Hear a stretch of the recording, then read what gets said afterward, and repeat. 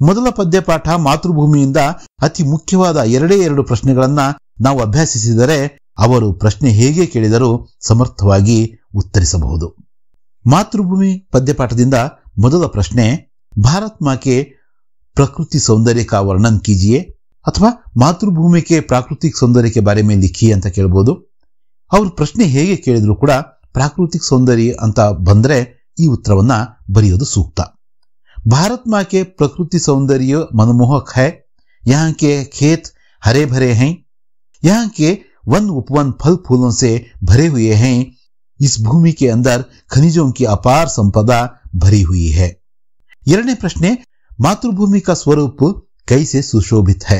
मातृभूमि का स्वरूप अत्यंत सुशोभित है. मातृभूमि के एक हाथ में न्याय पताका है, दूसरे हाथ में ज्ञानदीप है. न्याय पताका न्याय का प्रतीक है, तो ज्ञानदीप ज्ञान का प्रतीक है. ಇಷ್ಟನ್ನು ನಾವು ಸಂಕ್ಷಿಪ್ತವಾಗಿ ಬರಿಬಹುದು. ಎರಡನೇ ಪಾಠ ಕಾಶ್ಮೀರಿ ಸೇಬ್ನಿಂದ ಅದಕ್ಕೊಂದು ಉದಾಹರಣೆ ಇಲ್ಲಿದೆ ನೋಡ್ರಿ. आदमी बेईमानी कब करता है. आदमी बेईमानी तभी करता है जब उसे अवसर मिलता है. अतः ग्राहक को जागरूक होना चाहिए. पुराने दिनों में व्यापारी कैसे थे. पुराने दिनों में व्यापारी बहुत ईमानदार थे. हम उन्हें 5 की जगह भूल से 10 के नोट दे आते तो आपको घबराने की कोई ज़रूरत ना थी. आपके रुपये सुरक्षित रहते थे. वह उन पैसों को लौटाकर उल्टा हमसे ही क्षमा मांगते थे. प्रेमचंद के विचारों में फल सब्जियों को खाने से क्या लाभ है. प्रेमचंद के विचार में फल सब्जियों को खाने से हमारी सेहत अच्छी रहती है. हम फल सब्जियों को खाने से प्रोटीन और विटामिन मिलते हैं. रोज एक सेब खाने से हमें डॉक्टर की ज़रूरत नहीं रहेगी. आजकल शिक्षित समाज में किसके बारे में विचार किया जाता है. आजकल शिक्षित समाज में विटामिन और प्रोटीन के बारे में विचार किया जाता है. अपने स्वास्थ्य को लेकर समाज जागृत हो रहा है. 2 अंकಕ್ಕೆ ಈ ಪ್ರಶ್ನೆ ಕೇಳಬಹುದು. ಇನ್ನು ಎರಡನೇ ಪ್ರಶ್ನೆ, दुकानदार ने लेखक से क्या कहा. दुकानदार ने लेखक से कहा कि बाबूजी बड़े मजेदार सेब आए हैं, खास कश्मीर के, आप ले जाएं, खाकर तबीयत खुश हो जाएगी. ಇನ್ನೊಂದು ಮೂರನೇ ಪ್ರಶ್ನೆ, दुकानदार ने अपने नौकर से क्या कहा. ಇದು ಕೂಡ 2 अंकದ ಪ್ರಶ್ನೆನೇ. दुकानदार ने अपने नौकर से कहा कि सुनो आज से कश्मीरी सेब निकालना चुनकर लाना. 4ನೇ ಪ್ರಶ್ನೆ, ಸೇಬ್ की हालत के बारे में लिखिए. ಕಾಮನ್ ಆಗಿ ಈ ಪ್ರಶ್ನೆ ತುಂಬಾ ದೊಡ್ಡ ಪ್ಯಾರಾಗ್ರಾಫ್ನ ಉತ್ತರವನ್ನು ಹೊಂದಿದೆ. ಆದರೆ ನಾವಿವತ್ತು ಪರೀಕ್ಷಾ ದೃಷ್ಟಿಯಿಂದ ನೋಡ್ತಾ ಇರೋದ್ರಿಂದ ತುಂಬಾ ಸಂಕ್ಷಿಪ್ತವಾಗಿ ಇಷ್ಟು ದೊಡ್ಡ ಉತ್ತರವನ್ನ ಹೇಗೆ ಬರೀಬಹುದು, ಅದು ಕೂಡ ನಿಖರತೆಯನ್ನು ಕೂಡ ಹೊಂದಿರಬೇಕು. ಪಹಲ ಸೇಬ್ ಸಡಾ ಹುआ था. ಮೊದಲನೇ ಸೇಬ್ ಏನಾಗಿತ್ತು, ಕೊಳೆತೋಗಿತ್ತು. ದೂಸರಾ ಭಿ ಆಧಾ ಸಡಾ ಹುआ था. ಎರಡನೇದು ಕೂಡ ಅದು ಕೂಡ ಒಂದು ಅರ್ಧ ಕೊಳೆತಿತ್ತು. ತೀಸರಾ ಸೇಬ್ ದಬ್ಕರ್ ಪಿಚಕ್ ಗಯಾ था. ಮೂರನೇ ಸೇಬು ಒಂಥರ ಒತ್ತರಿಸಿದಂಗಾಗ್ಬಿಟ್ಟು ಏನೋ ವಿರೂಪಗೊಂಡಿತ್ತು.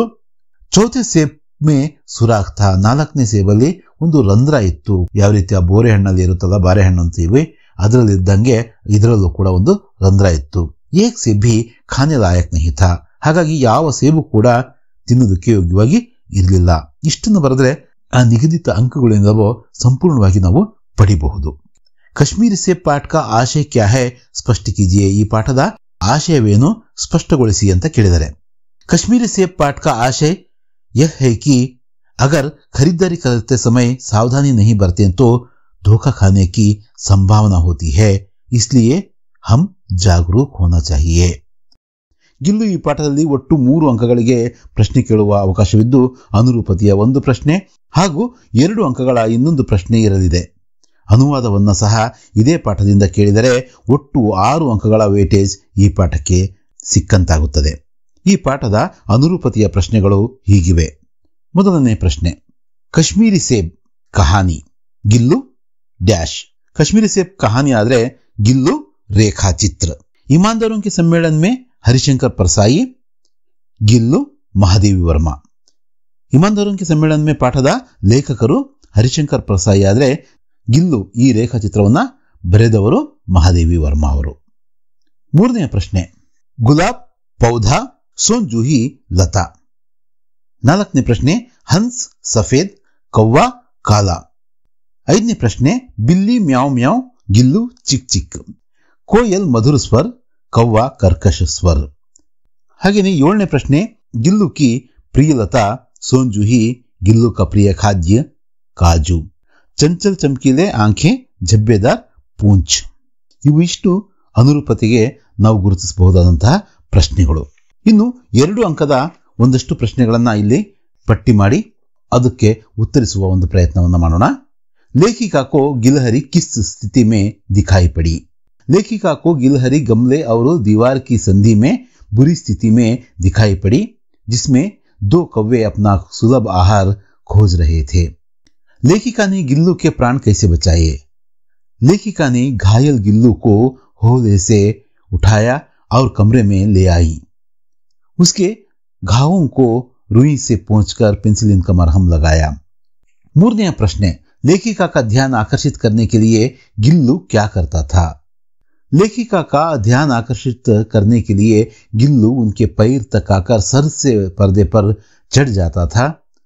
उसका यह क्रम तब तक चलता जब तक लेखिका उसे पकड़ने के लिए ना उठती. 4ನೇ प्रश्न ಏನಿದೆ, वर्मा जी को चौंकाने के लिए गिल्लू कहां कहां छिप जाता था? वर्मा जी को चौंकाने के लिए गिल्लू कभी फूलदान के फूलों में, पर्दे की चुन्नट में, तो कभी सोनजूही की पत्तियों में छिप जाता था. ಅವರಿಗೆ ಗಾಬರಿಗೊಳಿಸೋದಕ್ಕೋಸ್ಕರ ಏನ್ ಮಾಡ್ತಾ ಇತ್ತು ನಮ್ಮ ಈ ಅಳಿಲಿನ ಮರಿ, ಯಾವಾಗಾದ್ರೂ ಆ ಹೂವಿನ ಕುಂಡದ ಆ ಹೂಗಳ ಮಧ್ಯದಲ್ಲಿ ಅಡಗಿ ಕೂರ್ತಾ ಇತ್ತು, ಇಲ್ಲಪ್ಪ ಅಂದ್ರೆ ಆ ಪರದೆಯ ನೆರಿಗೆಗಳಲ್ಲಿ ಅಡಗಿರ್ತಾ ಇತ್ತು, ಇಲ್ಲ ಒಂದು ಬಳ್ಳಿ ಇತ್ತಲ್ಲ ಸೋಂಜುಹಿ ಬಳ್ಳಿ, ಅದರ ಎಲೆಗಳ ಮಧ್ಯದಲ್ಲಿ ಅಡಗಿ ಕೂತು ಲೇಖಕಿಯವರ ಗಾಬರಿಗೆ ಕಾರಣವಾಗ್ತಾ ಇತ್ತು. 5ನೇ ಪ್ರಶ್ನೆ ಹೀಗಿದೆ, गिल्लू ने लेखिका की गैर हाजिरी में दिन कैसे बिताए? गिल्लू ने लेखिका की गैर हाजिरी में झूले से नीचे नहीं उतरता था. वह उसका प्रिय खाद्य काजू को भी नहीं खाता था. ಈ 5 ಪ್ರಶ್ನೆಗಳು ಗಿಲ್ಲು ಪಾಠದಿಂದ ಕೇಳಬಹುದಾದಂತಹ ಪ್ರಶ್ನೆಗಳು. ಇವನ್ನ ಅಭ್ಯಾಸ ಮಾಡೋದು ನಾಳೆಯ ಪರೀಕ್ಷೆಯ ದೃಷ್ಟಿಯಿಂದ ಉತ್ತಮ. ಅಭಿನವ್ ಮನುಷ್ಯ 3 ಅಂಕದ ಒಂದು ಪ್ರಶ್ನೆ ಕೇಳ್ತಾರೆ.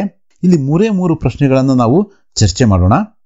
ತುಂಬಾ ಚಿಕ್ಕ ಪದ್ಯಭಾಗ ಆಗಿರೋದ್ರಿಂದ ಇಷ್ಟರಲ್ಲೇ ಅವರು ಕೇಳಬೇಕು. ಪ್ರಕೃತಿ पर सर्वत्र है विजयी पुरुष आसीन, इस पंक्ति का आशय समझाइए.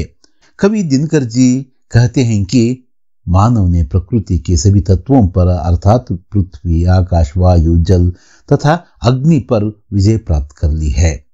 2ನೇ ಪ್ರಶ್ನೆ, ದಿನಕರ್ ಜಿ के अनुसार मानव का सही परिचय क्या है? ಮನುಷ್ಯನ ನಿಜವಾದ ಪರಿಚಯ ಏನು ಅಂತ ಕವಿಗಳಾದಂತಹ ದಿನಕರ್ ಜಿ ಅವರು ಹೇಳಿದ್ದಾರೆ. श्री दिनकर जी के अनुसार मानव का सही परिचय है कि वह आज सभी लोगों से स्नेह बनाए, एक दूसरे से अच्छे संबंध हो, मानव से मानव के बीच जो रुकावटें, द्वेष, दूरियां हैं उन्हें मिटाएं, यही मानव का सही परिचय है. मेरा बचपन ಪಾಠದ ಪರೀಕ್ಷಾ ದೃಷ್ಟಿಯಿಂದ ಅತಿ ಮುಖ್ಯವಾದ ಪ್ರಶ್ನೆಗಳನ್ನ ಚರ್ಚಿಸೋಣ.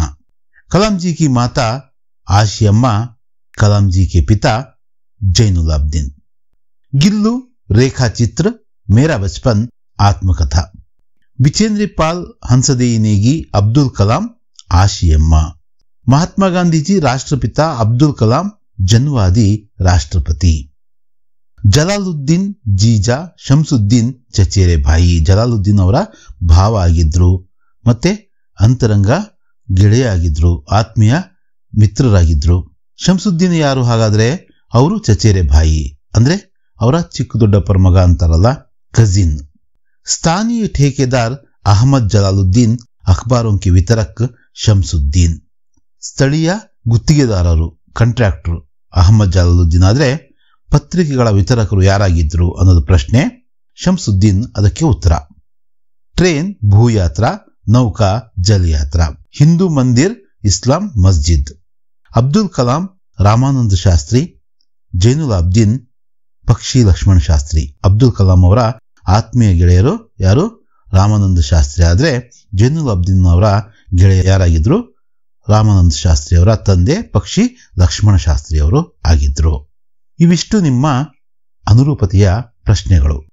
ಈಗ ಒಂದು ವಾಕ್ಯದಲ್ಲಿ ಉತ್ತರಿಸಬಹುದಾದಂತಹ ಪ್ರಶ್ನೆಗಳನ್ನ ನೋಡೋಣ. ಮೊದಲನೇ ಪ್ರಶ್ನೆ, ಅಬ್ದುಲ್ ಕಲಾಂ ಜಿ ಕಾ ಜನ್ಮ ಕಹಾ ಹುವಾ? ಅಬ್ದುಲ್ ಕಲಾಂ ಜಿ ಅವರ ಹುಟ್ಟೂರು ಯಾವುದು? ಅಬ್ದುಲ್ ಕಲಾಂ ಜಿ ಕಾ ಜನ್ಮ ರಾಮೇಶ್ವರಂ ಮೇ ಹುವಾ. ಅವರ ಹುಟ್ಟೂರು ರಾಮೇಶ್ವರಂ, ಮದ್ರಾಸ್ ರಾಜ್ಯಕ್ಕೆ अब तमिलनाडु के रामेश्वरम ಅಂತ ಬರಿಬಹುದು. अब्दुल कलाम जी बचपन में किस घर में रहते थे? अब्दुल कलाम जी बचपन में पुश्तैनी घर में रहते थे. अब्दुल कलाम जी के बचपन में दुर्लभ वस्तु क्या थी? अब्दुल कलाम जी के बचपन में दुर्लभ वस्तु किताबें थी. ಜೈನುಲಾಬ್ದೀನ್ ने कौन सा काम शुरू किया? ಜೈನುಲಾಬ್ದೀನ್ ಅವರು ಒಂದು ಹೊಸ ಕೆಲಸವನ್ನ ಶುರು ಮಾಡ್ತಾರೆ ಆ ತೋಟದ ಕೆಲಸದ ಹೊರತಾಗಿ. ಅದು ಯಾವುದು? जैनुलाब्दीन ने लकड़ी के नावें बनाने का काम शुरू किया. अब्दुल कलाम जी के चचेरे भाई कौन थे? अब्दुल कलाम जी के चचेरे भाई शमसुद्दीन थे. अब्दुल कलाम जी के अंतरंग मित्र कौन थे? अब्दुल कलाम जी के अंतरंग मित्र अहमद जलालुद्दीन थे. जलालुद्दीन अब्दुल कलाम जी को किस नाम से पुकारते थे? जलालुद्दीन ಅವರು ಅಬ್ದುಲ್ ಕಲಾಂ ಅವರನ್ನ ಒಂದು ಹೆಸರಿಂದ ಕೂಗ್ತಾ ಇದ್ರು, ಕರಿತಾ ಇದ್ರು. ಯಾವ ಹೆಸರಿಟ್ಟು ಕರಿತಾ ಇದ್ರು ಅದನ್ನ ಹೇಳಬೇಕು. ಜಲಾಲುದ್ದೀನ್ ಅಬ್ದುಲ್ ಕಲಾಂ ಜಿ ಕೋ ಆಜಾದ್ कहकर पुकारते थे. 8ನೇ ಪ್ರಶ್ನೆಯನ್ನು ನೋಡೋದಾದ್ರೆ रामेश्वरम में स्थित प्रसिद्ध मंदिर कौन सा है? रामेश्वरम में प्रसिद्ध शिव मंदिर है. 9ನೇ ಪ್ರಶ್ನೆ अहमद जलालुद्दीन की शादी किससे हुई थी? अहमद जलालुद्दीन की शादी अब्दुल कलाम जी की बड़ी बहन जोहरा के साथ हुई थी. अब्दुल कलाम जी का बचपन बहुत ही निश्चिंतता और सादगी में बीतने के कारण लिखिए. ಇದು ಸ್ವಲ್ಪ ಇಂಪಾರ್ಟೆಂಟ್ ಆದಂತಹ ಪ್ರಶ್ನೆ. ಅಬ್ದುಲ್ ಕಲಾಂ ಜಿ ಕಾ ಬಚಪನ್ ಬಹುತ್ ಹಿ ನಿಶ್ಚಿಂತತಾ ಔರ್ ಸಾದಗಿ ಮೇ ಬೀತಾ. ಅಬ್ದುಲ್ ಕಲಾಂ ಅವರ ಬಾಲ್ಯ ಸಾಕಷ್ಟು ನಿಶ್ಚಿಂತೆ ಹಾಗೂ ಸರಳತೆಯಿಂದ ಕಳೆಯಿತು. ಉನ್ಕೆ ಪಿತಾ ಜೈನುಲಾಬ್ದೀನ್ ಏಕ ಆಡಂಬರಹೀನ ವ್ಯಕ್ತಿ ಥೆ. ಅವರ ತಂದೆಯವರಾದಂತಹ ಜೈನುಲಾಬ್ದೀನ್ ಅವರು ತುಂಬಾ ಆಡಂಬರಹೀನ ಸರಳ ವ್ಯಕ್ತಿಯಾಗಿದ್ರು ಅವರು. फिर भी उनके घर में सभी जरूरी चीजें समुचित मात्रा में उपलब्ध थी. ಆಡಂಬರಹೀನ ವ್ಯಕ್ತಿ ಅಂದ್ರೆ ಏನೇನು ಇಲ್ದಂಗೆ ಜಿಪುಣತನದಿಂದ ಇರಲಿಲ್ಲ. ಎಷ್ಟು ವಸ್ತುಗಳು ಅವಶ್ಯಕತೆ ಇರುತ್ತೋ ಮಕ್ಕಳಿಗೆ ಮತ್ತು ಮನೆಗೆ ಅವೆಲ್ಲವೂ ಕೂಡ ಅವರು ಒದಗಿಸ್ತಾ ಇದ್ರು. ಆದ್ರೆ ಅನಾವಶ್ಯಕ ವಸ್ತುಗಳನ್ನ ದೂರ ಇಡ್ತಾ ಇದ್ರು. ಹಾಗಾಗಿ ಅಬ್ದುಲ್ ಕಲಾಂ ಅವರ ಬಾಲ್ಯ ಸಾಕಷ್ಟು ನಿಶ್ಚಿಂತೆ ಹಾಗೂ ಸರಳತೆಯಿಂದ ಕಳೆಯಿತು.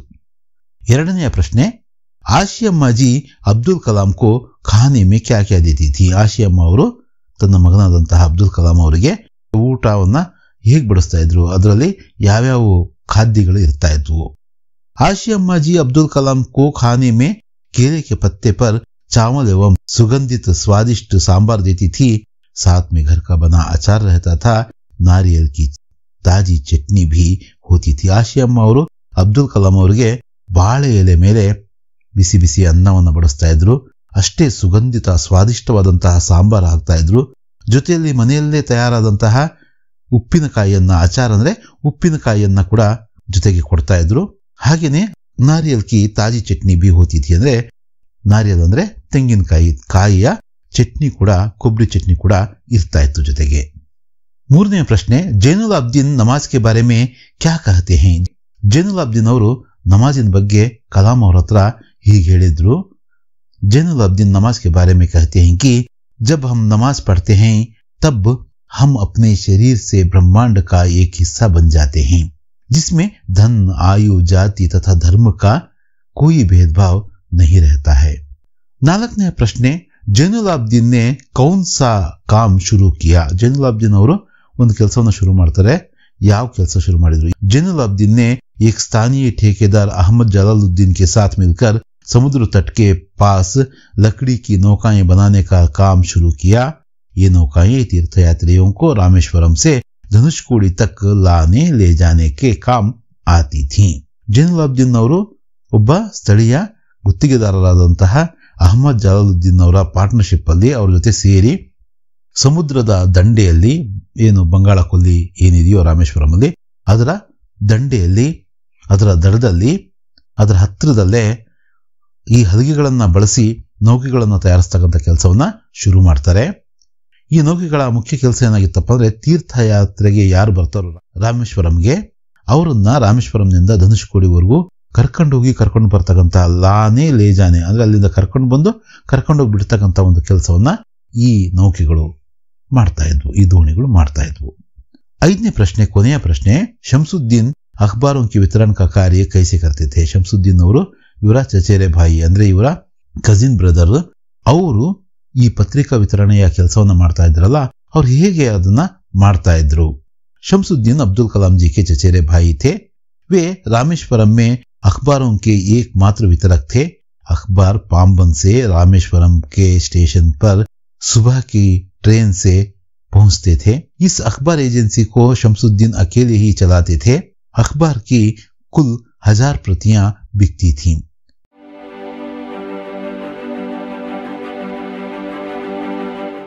पंडित राजकिशोर के मानवीय व्यवहार का परिचय दीजिए। पंडित राजकिशोर के मानवीय व्यवहार का परिचय। राजकिशोर एक मानवतावादी हैं। वे मजदूरों के लिए काम करते थे। उन्होंने बसंत की स्थिति को देखकर उससे छलनी को खरीदते हैं। बसंत की ईमानदारी को पहचानते हैं। बसंत के लिए चिकित्सा की व्यवस्था करते हैं।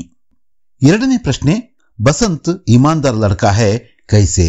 ಬಸಂತ್ ಒಬ್ಬ ಪ್ರಾಮಾಣಿಕ ಹುಡುಗ ಹೇಗೆ? ಇದು ಸಹ ಮುಖ್ಯವಾದ ಪ್ರಶ್ನೆ. ಮೊದಲ ಪ್ರಶ್ನೆ ಮತ್ತು ಎರಡನೇ ಪ್ರಶ್ನೆ ತುಂಬಾ ಮುಖ್ಯವಾದ ಪ್ರಶ್ನೆಗಳು. ಇವನ್ನ ನಾವು ಕಂಪಲ್ಸರಿ ಅಭ್ಯಾಸ ಮಾಡೋದು ಒಳ್ಳೆಯದು. बसंत ईमानदार लड़का है क्योंकि वह बिना मेहनत किए राजकिशोर से पैसे लेना नहीं चाहता है। जब वह दुर्घटना के कारण राजकिशोर के पैसे नहीं लौटा पाता है तो अपने भाई के हाथ पैसे उनके घर भिजवाता है। बसंत ಒಬ್ಬ ಪ್ರಾಮಾಣಿಕ ಹುಡುಗ. ಹೇಗೆಂದ್ರೆ ಅವನು ಕಷ್ಟಪಡದೆ ರಾಜಕಿಶೋರರು ಕೊಟ್ಟ ಹಣವನ್ನ ತೆಗೆದುಕೊಳ್ಳುವುದಿಲ್ಲ. ಅದನ್ನ ಆತ ಭಿಕ್ಷೆ ಅಂತ ಭಾವಿಸ್ತಾನೆ. ತಾನು ಅಪಘಾತದಲ್ಲಿ ಗಾಯಗೊಂಡು ರಾಜಕಿಶೋರರ ಹಣವನ್ನು ಹಿಂದಿರುಗಿಸಲಾಗದೆ ಇದ್ದಾಗ ತನ್ನ ತಮ್ಮನ ಕೈಯಲ್ಲಿ ಹಣವನ್ನು ಹಿಂದಿರಿಸಲು ಕಳಿಸುತ್ತಾನೆ. ಇವೆಲ್ಲದರಿಂದ ನಾವೇನು ಅಂತ ಪರಿಗಣಿಸಬಹುದು? ಬಸಂತ್ ಒಬ್ಬ ಪ್ರಾಮಾಣಿಕ ಹುಡುಗ ಅಂತ ನಾವು ತಿಳಿಬಹುದು. ಅದೇ ರೀತಿ ಈ ಆನ್ಸರ್ನ ನಾವು ಬರಿಬೇಕು. ಮೂರನೆಯ ಪ್ರಶ್ನೆ, बसंत और प्रताप अहीर के घर में क्यों रहते हैं? ಬಸಂತ್ ಮತ್ತು ಪ್ರತಾಪ ಇವರೊಬ್ಬ ಗೊಲ್ಲರ ಮನೆಯಲ್ಲಿ, ಅಹಿರರು ಅಂದ್ರೆ ಗೊಲ್ಲರು, ಯಾದವರು ಅಂತೀವಲ್ಲ, ಅವ್ರ ಮನೆಯಲ್ಲಿ ಯಾಕಿದ್ರು ಅನ್ನೋದು ಪ್ರಶ್ನೆ. बसंत और प्रताप अहीर के घर में रहते थे क्योंकि उनके माता पिता को दंगों के दिनों में किसी ने मार डाला था। उन दोनों के लिए कोई सहारा नहीं था, इसलिए वे अहीर के घर में रहते थे. ನಾಲ್ಕನೆಯ ಒಂದು ಪ್ರಶ್ನೆಯನ್ನು ನಾವು ನೋಡೋದಾದ್ರೆ, बसंत ने राजकिशोर को छलनी खरीदने के लिए किस तरह प्रेरित किया? ಬಸಂತ್ ರಾಜಕಿಶೋರ್ಗೆ ಈ ಸೋಸುಗವನ್ನ, ಈ ಕಾಫಿ ಸೋಸ್ತಾರಲ್ಲ, ಈ ಜರಡಿ ಅಂತದ್ದು, ಅದನ್ನ ನೀವು ಖರೀದಿಸಲೇಬೇಕು ಅಂತ ಹೇಳ್ಬಿಟ್ಟು ಪ್ರೇರೇಪಿಸಿದ. ಇದರಲ್ಲಿ ಆತನ ವ್ಯವಹಾರದ ಚತುರತೆಯನ್ನ ನಾವು ನೋಡಬಹುದು. ಅದನ್ನ ನಾವಿಲ್ಲಿ ಬರೀಬೇಕು. बसंत ने राजकिशोर को छलनी खरीदने के लिए कई तरह से प्रेरित किया. उसने कहा, साहब छलनी लीजिए, दूध चाय छानिए. राजकिशोर के मना करने पर भी वह छलनी बेचने में सफल हुआ. ಐದನೆಯ ಪ್ರಶ್ನೆಯನ್ನ ನಾವು ನೋಡೋದಾದ್ರೆ, ಬಸಂತ್ ರಾಜಕಿಶೋರ್ ಕೆ ಪಾಸ್ ಕ್ಯೂ ನಹಿ ಲೌಟಾ? ಬಸಂತ್ ₹1 ನೋಟನ್ನ ಇಸ್ಕೊಂಡು, ಇದನ್ನ ಚಿಲ್ಲರೆ ಮಾಡಿಸ್ಕೊಂಡ್ ಬರ್ತೀನಿ, ನೀವಿಲ್ಲೇ ಇರ್ರಿ, ತಕ್ಷಣ ಬಂದೆ ಅಂತ ಹೊರಟಾನಲ್ಲ, ವಾಪಸ್ ಯಾಕೆ ಬರಲಿಲ್ಲ ಅನ್ನೋದು ಪ್ರಶ್ನೆ. बसंत जब नोट बनाकर लौट रहा था तो मोटर गाड़ी के नीचे उसकी टांगें कुचली गई थी. इस कारण वह राजकिशोर के पास नहीं लौटा. ಬಸಂತನು ಚಿಲ್ಲರೆಯೊಂದಿಗೆ ಹಿಂದಿರುಗುತ್ತಿರುವಾಗ ಮೋಟಾರಿನ ಕೆಳಗೆ ಸಿಲುಕಿ ಅವನ ಕಾಲುಗಳು ಜಜ್ಜಿ ಹೋಗಿದ್ದವು. ಹೀಗಾಗಿ ಅವನು ಅಂದ್ರೆ ಬಸಂತನು ರಾಜಕಿಶೋರ ಬಳಿ ಹಿಂದಿರುಗೋದಕ್ಕೆ ಸ್ವಲ್ಪ ಸಾಧ್ಯ ಆಗಲಿಲ್ಲ. ನಂತರ ಆತ ತನ್ನ ತಮ್ಮ ಪ್ರತಾಪ್ನ ಕೈಯಲ್ಲಿ ದುಡ್ಡನ್ನು ಕಳಿಸ್ತಾನೆ. ಆರನೇ ಪ್ರಶ್ನೆ, ಕೊನೆಯ ಪ್ರಶ್ನೆ, ಈ ಪಾಠದ ಮುಖ್ಯ ಪ್ರಶ್ನೆಗಳಲ್ಲಿ ಕೊನೆಯ ಪ್ರಶ್ನೆ, ಬಸಂತ್ ರಾಜಕಿಶೋರ್ से 2 पैसे लेने से क्यों इनकार करता है? ಬಸಂತ ರಾಜಕಿಶೋರ್, ನಿನಗೆ ಲಾಭ ಎಷ್ಟು ಬರುತ್ತಪ್ಪ, 2 ಪೈಸೆನಾ, ತಗೋ ಈ 2 ಪೈಸೆ ಇಟ್ಕೋ, ನನಗೆ ಈ ಸೋಸುಗ ಬೇಡ ಅಂತ ಹೇಳ್ತಾರಲ್ಲ, ಆಗ ಅದನ್ನು ತಗೊಳ್ಳೋದಕ್ಕೆ ನಿರಾಕರಿಸ್ತಾನೆ ನಮ್ಮ ಬಸಂತ್. ಯಾಕೆ ಅಂತ ನಾವು ಇಲ್ಲಿ ಬರಿಬೇಕು. बसंत राजकिशोर से 2 पैसे लेने से इनकार करता है क्योंकि बिना कोई वस्तु खरीदे जो पैसे राजकिशोर दे रहे थे वह उसे भीख लग रही थी. ಬಸಂತ್ನು ರಾಜಕಿಶೋರಿಂದ 2 ಪೈಸೆಗಳನ್ನು ಪಡೆಯಲು ನಿರಾಕರಿಸುತ್ತಾನೆ. ಏಕೆಂದ್ರೆ ಯಾವುದೇ ವಸ್ತುವನ್ನು ಕೊಳ್ಳದೆ ರಾಜಕಿಶೋರ್ ನೀಡುತ್ತಿದ್ದ ಆ ಹಣ ಆತನಿಗೆ ಭಿಕ್ಷೆಯಂತೆ ತೋರುತ್ತಿತ್ತು. ಈ ಪಾಠವು ಒಟ್ಟು 4 ಅಂಕಗಳ ವೇಟೇಜ್ ಹೊಂದಿದ್ದು 1 ಅಂಕದ 1 ಪ್ರಶ್ನೆ ಮತ್ತು 3 ಅಂಕಗಳ 1 ದೋಹೆಯ ಭಾವಾರ್ಥವನ್ನ ಕೇಳಲಾಗುತ್ತದೆ. ಮೊದಲು 1 ಅಂಕದ ಪ್ರಶ್ನೆಗಳಿಗೆ ಉತ್ತರಿಸೋಣ. ಭಾವಾರ್ಥವನ್ನ ಸರಳ ಮತ್ತು ಅತಿ ಸರಳ 2 ವಿಧಾನಗಳಲ್ಲಿ ವಿವರಿಸಲಾಗಿದೆ. ನಿಮಗೆ ಯಾವ ಬಗೆ ಸೂಕ್ತವೋ ಅದರಂತೆ ಅಭ್ಯಾಸ ಮಾಡಿ. ಮೊಟ್ಟ ಮೊದಲ ಪ್ರಶ್ನೆ, ತುಳಸಿದಾಸ್ ಶರೀರ್ ಕೋ ಕ್ಯಾ ಮಾನ್ತೆ ಹೈ? ತುಳಸಿದಾಸ್ ಶರೀರ್ ಕೋ ಸಮಾಜ್ ಕೆ ಸಮಾನ್ ಮಾನ್ತೆ ಹೈ. ತುಳಸಿದಾಸರು ದೇಹವನ್ನು ಏನೆಂದು ಭಾವಿಸುತ್ತಾರೆ? ತುಳಸಿದಾಸರು ದೇಹವನ್ನು ಸಮಾಜಕ್ಕೆ ಸಮಾನ ಎಂದು ಭಾವಿಸುತ್ತಾರೆ. ಮುಖಿಯಾ ಕೋ ಕಿಸ್ಕೆ ಸಮಾನ್ ರಹನಾ ಹೈ? ಮುಖಿಯಾ ಕೋ ಮುಖ್ಗೆ ಸಮಾನ್ ರಹನಾ ಹೈ. ಮುಖಂಡನು ಯಾರಿಗೆ ಸಮಾನವಾಗಿರಬೇಕು? ಮುಖಂಡನು ಬಾಯಿಯಂತೆ ಇರಬೇಕು. हंस का गुण कैसा होता है? हंस का गुण सही को पहचानने वाला होता है. वह दूध में मिले पानी को छोड़कर सिर्फ दूध को स्वीकार करता है. ಹಂಸದ ಗುಣ ಯಾವುದು ಅನ್ನೋದು ಪ್ರಶ್ನೆ.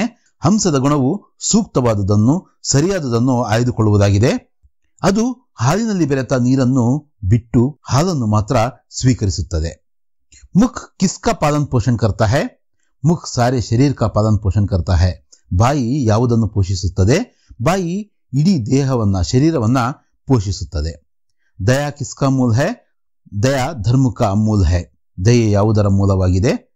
ಉತ್ತರ, ದಯೆಯು ಧರ್ಮದ ಮೂಲವಾಗಿದೆ. ತುಳಸಿದಾಸ್ ಕಿಸ್ ಶಾಖಾಕ್ಕೆ ಕವಿ ಹೈ? ತುಳಸಿದಾಸ್ ರಾಮ್ ಭಕ್ತಿ ಶಾಖಾಕ್ಕೆ ಕವಿ ಹೈ. ಯಾವ ಶಾಖೆಯ ಕವಿ ತುಳಸಿದಾಸರು?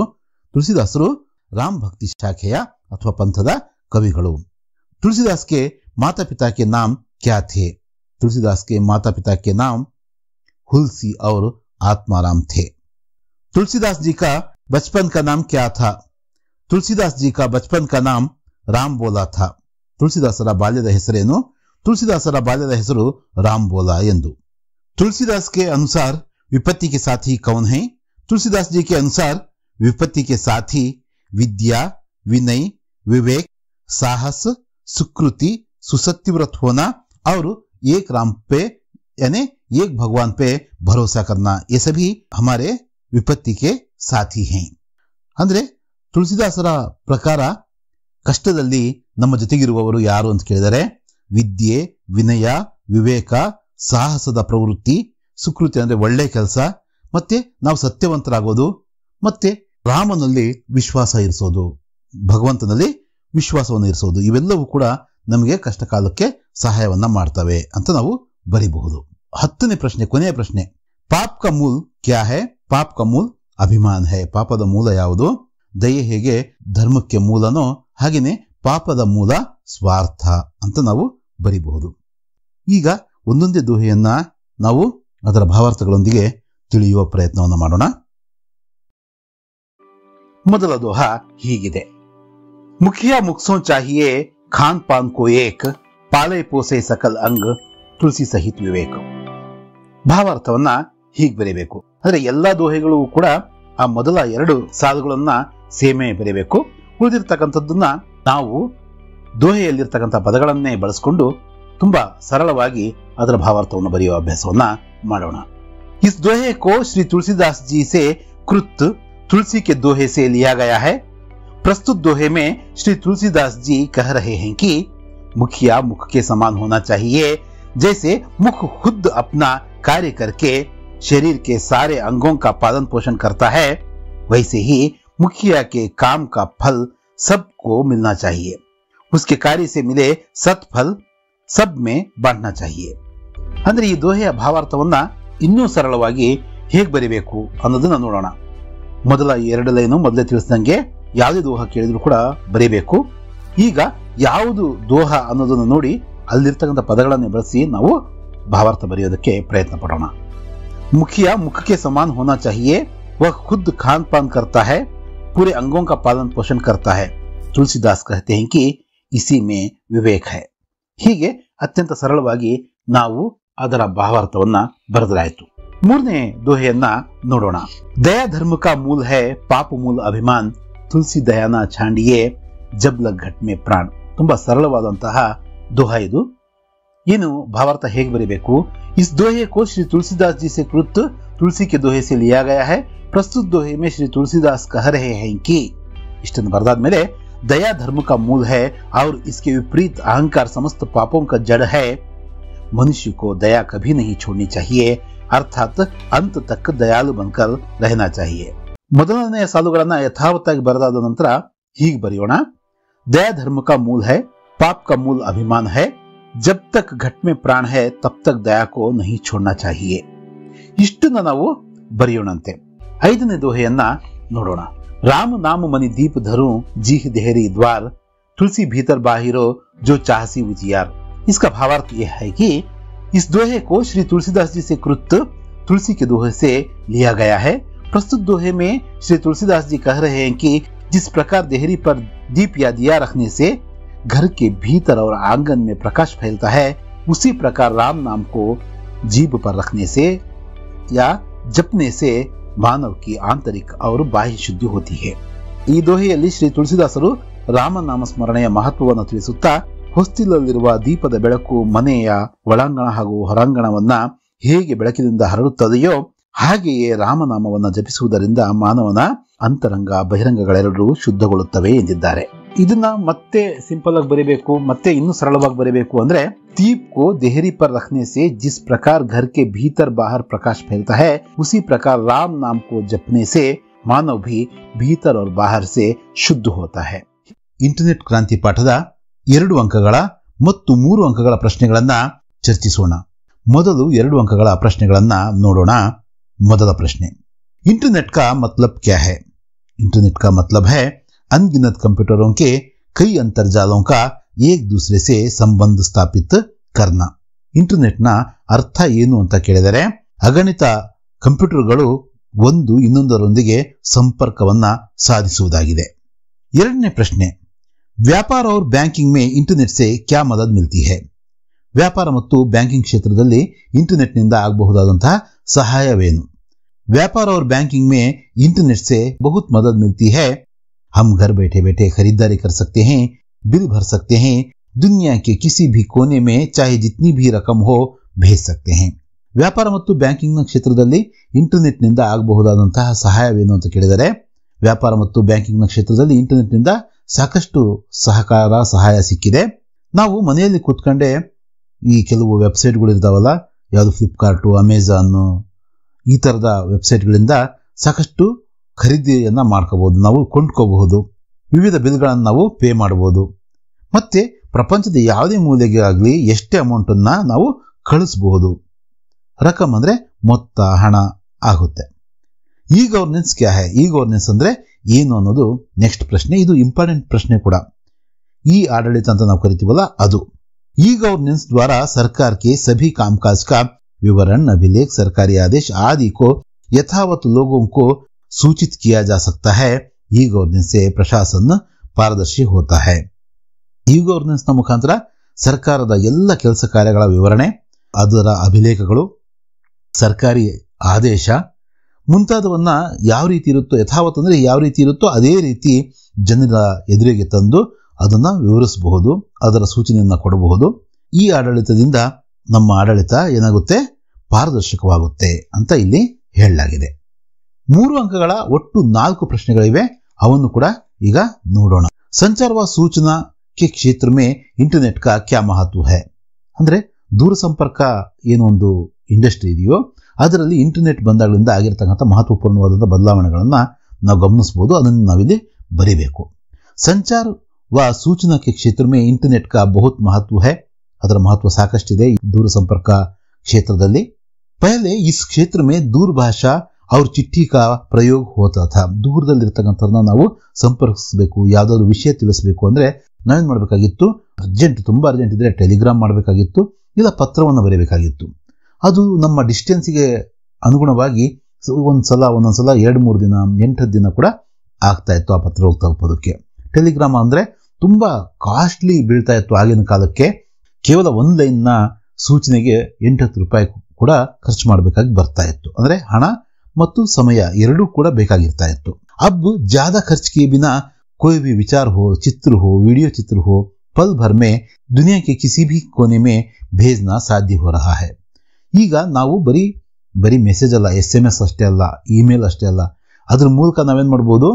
ಈಗ ವಾಟ್ಸಪ್ ಅವುಗಳ ಮೂಲಕ, ಟೆಲಿಗ್ರಾಮ್ಗಳ ಮೂಲಕ ಯಾವುದಾದ್ರು ಚಿತ್ರ ಆಗಿರ್ಬೋದು, ಸ್ಥಿರ ಚಿತ್ರ ಆಗಿರ್ಬೋದು, ವಿಡಿಯೋ ಚಿತ್ರ ಆಗಿರ್ಬೋದು, ಯಾವುದಾದ್ರು PDF ಫೈಲ್ ಆಗಿರ್ಬೋದು, ಕ್ಷಣ ಮಾತ್ರದಲ್ಲಿ ಪ್ರಪಂಚದ ಒಂದು ಮೂಲೆಯಿಂದ ಇನ್ನೊಂದು ಮೂಲೆಗೆ ಸಾಧ್ಯವಾದಷ್ಟು ಬೇಗ ತ್ವರಿತವಾಗಿ ನಾವು ಅದನ್ನು ಕಳಿಸ್ಕೊಡಬಹುದು। ಇದು ದೂರಸಂಪರ್ಕ ಕ್ಷೇತ್ರದಲ್ಲಿ ಇಂಟರ್ನೆಟ್ ನಿಂದ ಆಗಿರ್ತಕ್ಕಂತಹ ಒಂದು ಬೆಳವಣಿಗೆ, ಆ ಕ್ಷೇತ್ರದಲ್ಲಿ ಇಂಟರ್ನೆಟ್ ಇರತಕ್ಕಂತಹ ಮಹತ್ವ। ವಿಡಿಯೋ ಕಾನ್ಫರೆನ್ಸ್ के बारे में लिखिए। ವಿಡಿಯೋ ಕಾನ್ಫರೆನ್ಸ್ ನ ಕುರಿತು ಬರೀರಿ। वीडियो कॉन्फ्रेंस द्वारा एक जगह बैठकर दुनिया के कई देशों के प्रतिनिधियों के साथ 8-10 दूरदर्शन के पर्दे पर चर्चा कर सकते हैं। एक ही कमरे में बैठकर विभिन्न देशों में रहने वाले लोगों के साथ विचार विनिमय कर सकते हैं। ವಿಡಿಯೋ ಕಾನ್ಫರೆನ್ಸ್ ಅಂದ್ರೆ ನೀವು ಈಗಂತೂ ಗೂಗಲ್ ಮೀಟ್ ಇನ್ನಿತರೆ ಆ ತರದ ಒಂದು ಅಪ್ಲಿಕೇಶನ್ಗಳು ಬಂದಿದ್ದಾವೆ. ಮೊದಲು ಏನಾಗ್ತಾ ಇತ್ತು, ಒಂದು ಕೋಣೆಯಲ್ಲಿ ಕೂತ್ಕೊಂಡು ದೇಶದ ಯಾರಾದರೂ ಕೂಡ ಪ್ರಮುಖ ಪ್ರತಿನಿಧಿಗಳು ಇನ್ನಿತರೆ ದೇಶದ ಪ್ರತಿನಿಧಿಗಳ ಜೊತೆಗೆ ನಾವು ಒಂಥರ ಕಾಲ್ಪನಿಕವಾದಂತಹ ಸಭಾಂಗಣವನ್ನ ಮಾಡಬಹುದಾಗಿತ್ತು. ಅವ್ರು ನಮ್ಮ ಎದುರಲ್ಲಿ ಇದ್ದಾರೇನೋ ಅನ್ನೋ ರೀತಿಯಲ್ಲಿ ಮಾತಾಡೋಕೆ ಸಾಧ್ಯವಾಗ್ತಿತ್ತು. ಅದನ್ನೇ ಇಲ್ಲಿ ವಿವರವಾಗಿ ಬರಿಬೇಕು. ಸೋಷಿಯಲ್ ನೆಟ್ವರ್ಕಿಂಗ್ ಕ್ರಾಂತಿಕಾರಿ ಖೋಜ್ ಹೈ ಕೈಸೆ. ಸೋಷಿಯಲ್ ನೆಟ್ವರ್ಕಿಂಗ್ ನಿಮಗೆ ಗೊತ್ತಿರತಕ್ಕಂತಹ ಒಂದು ವಿಷಯನೇ, ಅದು ಒಂದು ಕ್ರಾಂತಿಕಾರಿಕವಾದಂತಹ ಸಂಶೋಧನೆ ಅಂತ ಹೇಳಲಾಗಿದೆ. ಯಾಕೆ ಅಂತ ಕೇಳಿದ್ದಾರೆ ಇಲ್ಲಿ. ಸೋಷಿಯಲ್ ನೆಟ್ವರ್ಕಿಂಗ್ ಕ್ರಾಂತಿಕಾರಿ ಖೋಜ್ ಹೈ. ಸೋಷಿಯಲ್ ನೆಟ್ವರ್ಕಿಂಗ್ ಒಂದು ಕ್ರಾಂತಿಕಾರಕವಾದಂತಹ ಒಂದು ಸಂಶೋಧನೆ. जिसने दुनिया भर के लोगों को एक जगह ला खड़ा कर दिया है. ಇದು ಏನ್ ಮಾಡಿದೆ, ಈ ಸೋಷಿಯಲ್ ನೆಟ್ವರ್ಕಿಂಗ್ ಏನ್ ಫೇಸ್ಬುಕ್ ಇನ್ನಿತರೆ ಏನ್ ಈ ತರದ ಒಂದು ಸೈಟ್ಗಳಿದಾವೋ ಅವೇನ್ ಮಾಡಿದೆ, ಪ್ರಪಂಚದ ಎಲ್ಲ ಜನರನ್ನ ಒಂದು ಜಾಗಕ್ಕೆ, ಒಂದು ವೇದಿಕೆಗೆ ತಂದು ನಿಲ್ಲಿಸಿದಾವೆ. जैसे फेसबुक, आर्कुट, ट्विटर, लिंक्डइन आदि साइटों के द्वारा देश विदेश के लोगों के रहन सहन, वेशभूषा, खान पान तथा संस्कृति व कला आदि के प्रभाव शीघ्रातिशीघ्र हमारे समाज पर पड़ रहा है. ಇಲ್ಲಿ ಉದಾಹರಣೆಗೆ ಫೇಸ್ಬುಕ್ ಹೇಳಿದ್ದಾರೆ, ಆರ್ಕುಟ್ ಹೇಳಿದ್ದಾರೆ, ಟ್ವಿಟರ್ ಇದ್ದಾರೆ, ಲಿಂಕ್ಡ್ಇನ್ ಇದೆ, ಇನ್ನು ಮುಂತಾದ ಸೈಟ್ಗಳು ಇದಾವೆ. ಈ ತರದವು ಇವೆಲ್ಲ ಏನ್ ಮಾಡಿದಾವೆ, ಇವುಗಳಿಂದ ಆಗಿರ್ತಕ್ಕಂಥ ಕೆಲಸ ಏನಪ್ಪಾ ಅಂದ್ರೆ ದೇಶ ವಿದೇಶದ ಜನರ ಅವರ ಉಡುಗೆ ತೊಡುಗೆಗಳಾಗಿರ್ಬೋದು, ಅವರ ಪದ್ಧತಿಗಳು, ಅವರ ಆಚಾರ ವಿಚಾರಗಳು, ಅವರ ಸಂಸ್ಕೃತಿ, ಅವರ ಕಲೆ ಇನ್ನಿತರ ಎಲ್ಲದರ ಪ್ರಭಾವ ಶೀಘ್ರವಾಗಿ ಅತಿ ತ್ವರಿತವಾಗಿ ನಮ್ಮ ಸಮಾಜದ ಮೇಲೆ ಆಗ್ತಾ ಇದೆ. 4ನೇ ಪ್ರಶ್ನೆ, ಇಂಟರ್ನೆಟ್ ಸೆ ಕೌನ್ ಸಿ ಹಾನಿಯಾ ಹೋತಿ ಹೈ. ಇಂಟರ್ನೆಟ್ ನಿಂದ ಆಗಬಹುದಾದಂತಹ ಹಾನಿಗಳು ಯಾವ್ಯಾವು, ಏನೇನು ಹಾನಿಗಳು ಸಂಭವಿಸಬಹುದು. ಇಂಟರ್ನೆಟ್ ಸೆ ಕೈ ಪ್ರಕಾರ ಕಿ ಹಾನಿಯಾ ಹೋತಿ ಹೈ. ಇಂಟರ್ನೆಟ್ ನಿಂದ ಸಾಕಷ್ಟು ನಷ್ಟಗಳು, ಹಾನಿಗಳು ಸಂಭವಿಸಬಹುದು. ಜೈಸೆ ಪೈರಸಿ, ಬ್ಯಾಂಕಿಂಗ್ ಫ್ರಾಡ್, ಹ್ಯಾಕಿಂಗ್, सूचना खबरों की चोरी, मुक्त ವೆಬ್ಸೈಟೋं द्वारा ಚಾಟಿಂಗ್ ಆದಿ. ಇಂಟರ್ನೆಟ್ನ ಸಹಾಯದಿಂದ ಸಾಕಷ್ಟು ಪ್ಲಸ್ ಪಾಯಿಂಟ್ಸ್ಗಳು ಹೇಗಿದಾವೋ ಹಾಗೆ ನೆಗೆಟಿವ್ಸ್ ಕೂಡ ಇದಾವೆ. ಅದರಿಂದ ಯಾರೋ ಒಬ್ರು ಕಷ್ಟಪಟ್ಟು ಮಾಡಿರ್ತಕ್ಕಂಥ ಯಾವುದೋ ಕಿರುಚಿತ್ರ, ಸಿನಿಮಾ ಮತ್ತೊಂದನ್ನ ಅದರ ಪೈರಸಿನ ಮಾಡ್ಕೋಬಹುದು. ಹಾಗೇನೆ ಬ್ಯಾಂಕಿಂಗ್ ಫ್ರಾಡ್, ಯಾವುದನ್ನ ಫ್ರಾಡ್ ಕಾಲ್ ಬಂದು ನಮ್ಮಲ್ಲಿ ಬ್ಯಾಂಕಲ್ಲಿ ಇರ್ತಕ್ಕಂಥ ಅಮೌಂಟ್ನ ಅವರು ಎಗರಿಸಬಹುದು. ಹ್ಯಾಕಿಂಗ್ ಅಂದ್ರೆ ಇನ್ನೊಬ್ಬರ ಫೋನ್ಗಳನ್ನ, ಇನ್ನೊಬ್ಬರ ಸೈಟ್ಗಳನ್ನ, ವೆಬ್ಸೈಟ್ಗಳನ್ನ, ಇನ್ನೊಬ್ಬರ ಕಂಪ್ಯೂಟರ್ಗಳನ್ನ ಹ್ಯಾಕ್ ಮಾಡಿ ಅದರಲ್ಲಿರ್ತಕ್ಕಂತಹ ಮಾಹಿತಿಯನ್ನ ಕಳ್ಳತನ ಮಾಡಬಹುದು. ಮುಕ್ತ ವೆಬ್ಸೈಟ್ ಅಂದ್ರೆ ಕೆಲವು ಅಶ್ಲೀಲವಾದಂತಹ ಸೈಟ್ಗಳಲ್ಲಿ ಚಾಟಿಂಗ್ ಮುಂತಾದವು, ಇವೆಲ್ಲವೂ ಕೂಡ ಇಂಟರ್ನೆಟ್ನ ಡಾರ್ಕ್ ಸೈಡ್ಗಳು, ಅಂದ್ರೆ ಅದರಿಂದ ಆಗ್ತಕ್ಕಂತಹ ನಷ್ಟಗಳು. ಜಿಸ್ಸೆ ಸಭಿ ಇಂಟರ್ನೆಟ್ಗೆ ಕಬಂದ್ ಬಾಹೋಂಕೆ ಪಾಶ್ ಮೇ ಫಸ್ಸೆ ಹುಯೇ ಹೈ. ಇದರಿಂದ ಎಲ್ಲರೂ ಕೂಡ ಈ ಇಂಟರ್ನೆಟ್ನ ಕಬಂಧ ಬಾಹುಗಳು. ಇದು ಒಂದು ರೀತಿಯಲ್ಲಿ ಪ್ಲಸ್ ಪಾಯಿಂಟ್, ಇನ್ನೊಂದು ರೀತಿಯಲ್ಲಿ ನೆಗೆಟಿವ್ ಕೂಡ, ಇನ್ನೊಂದು ತರ ಮೈನಸ್ ಕೂಡ.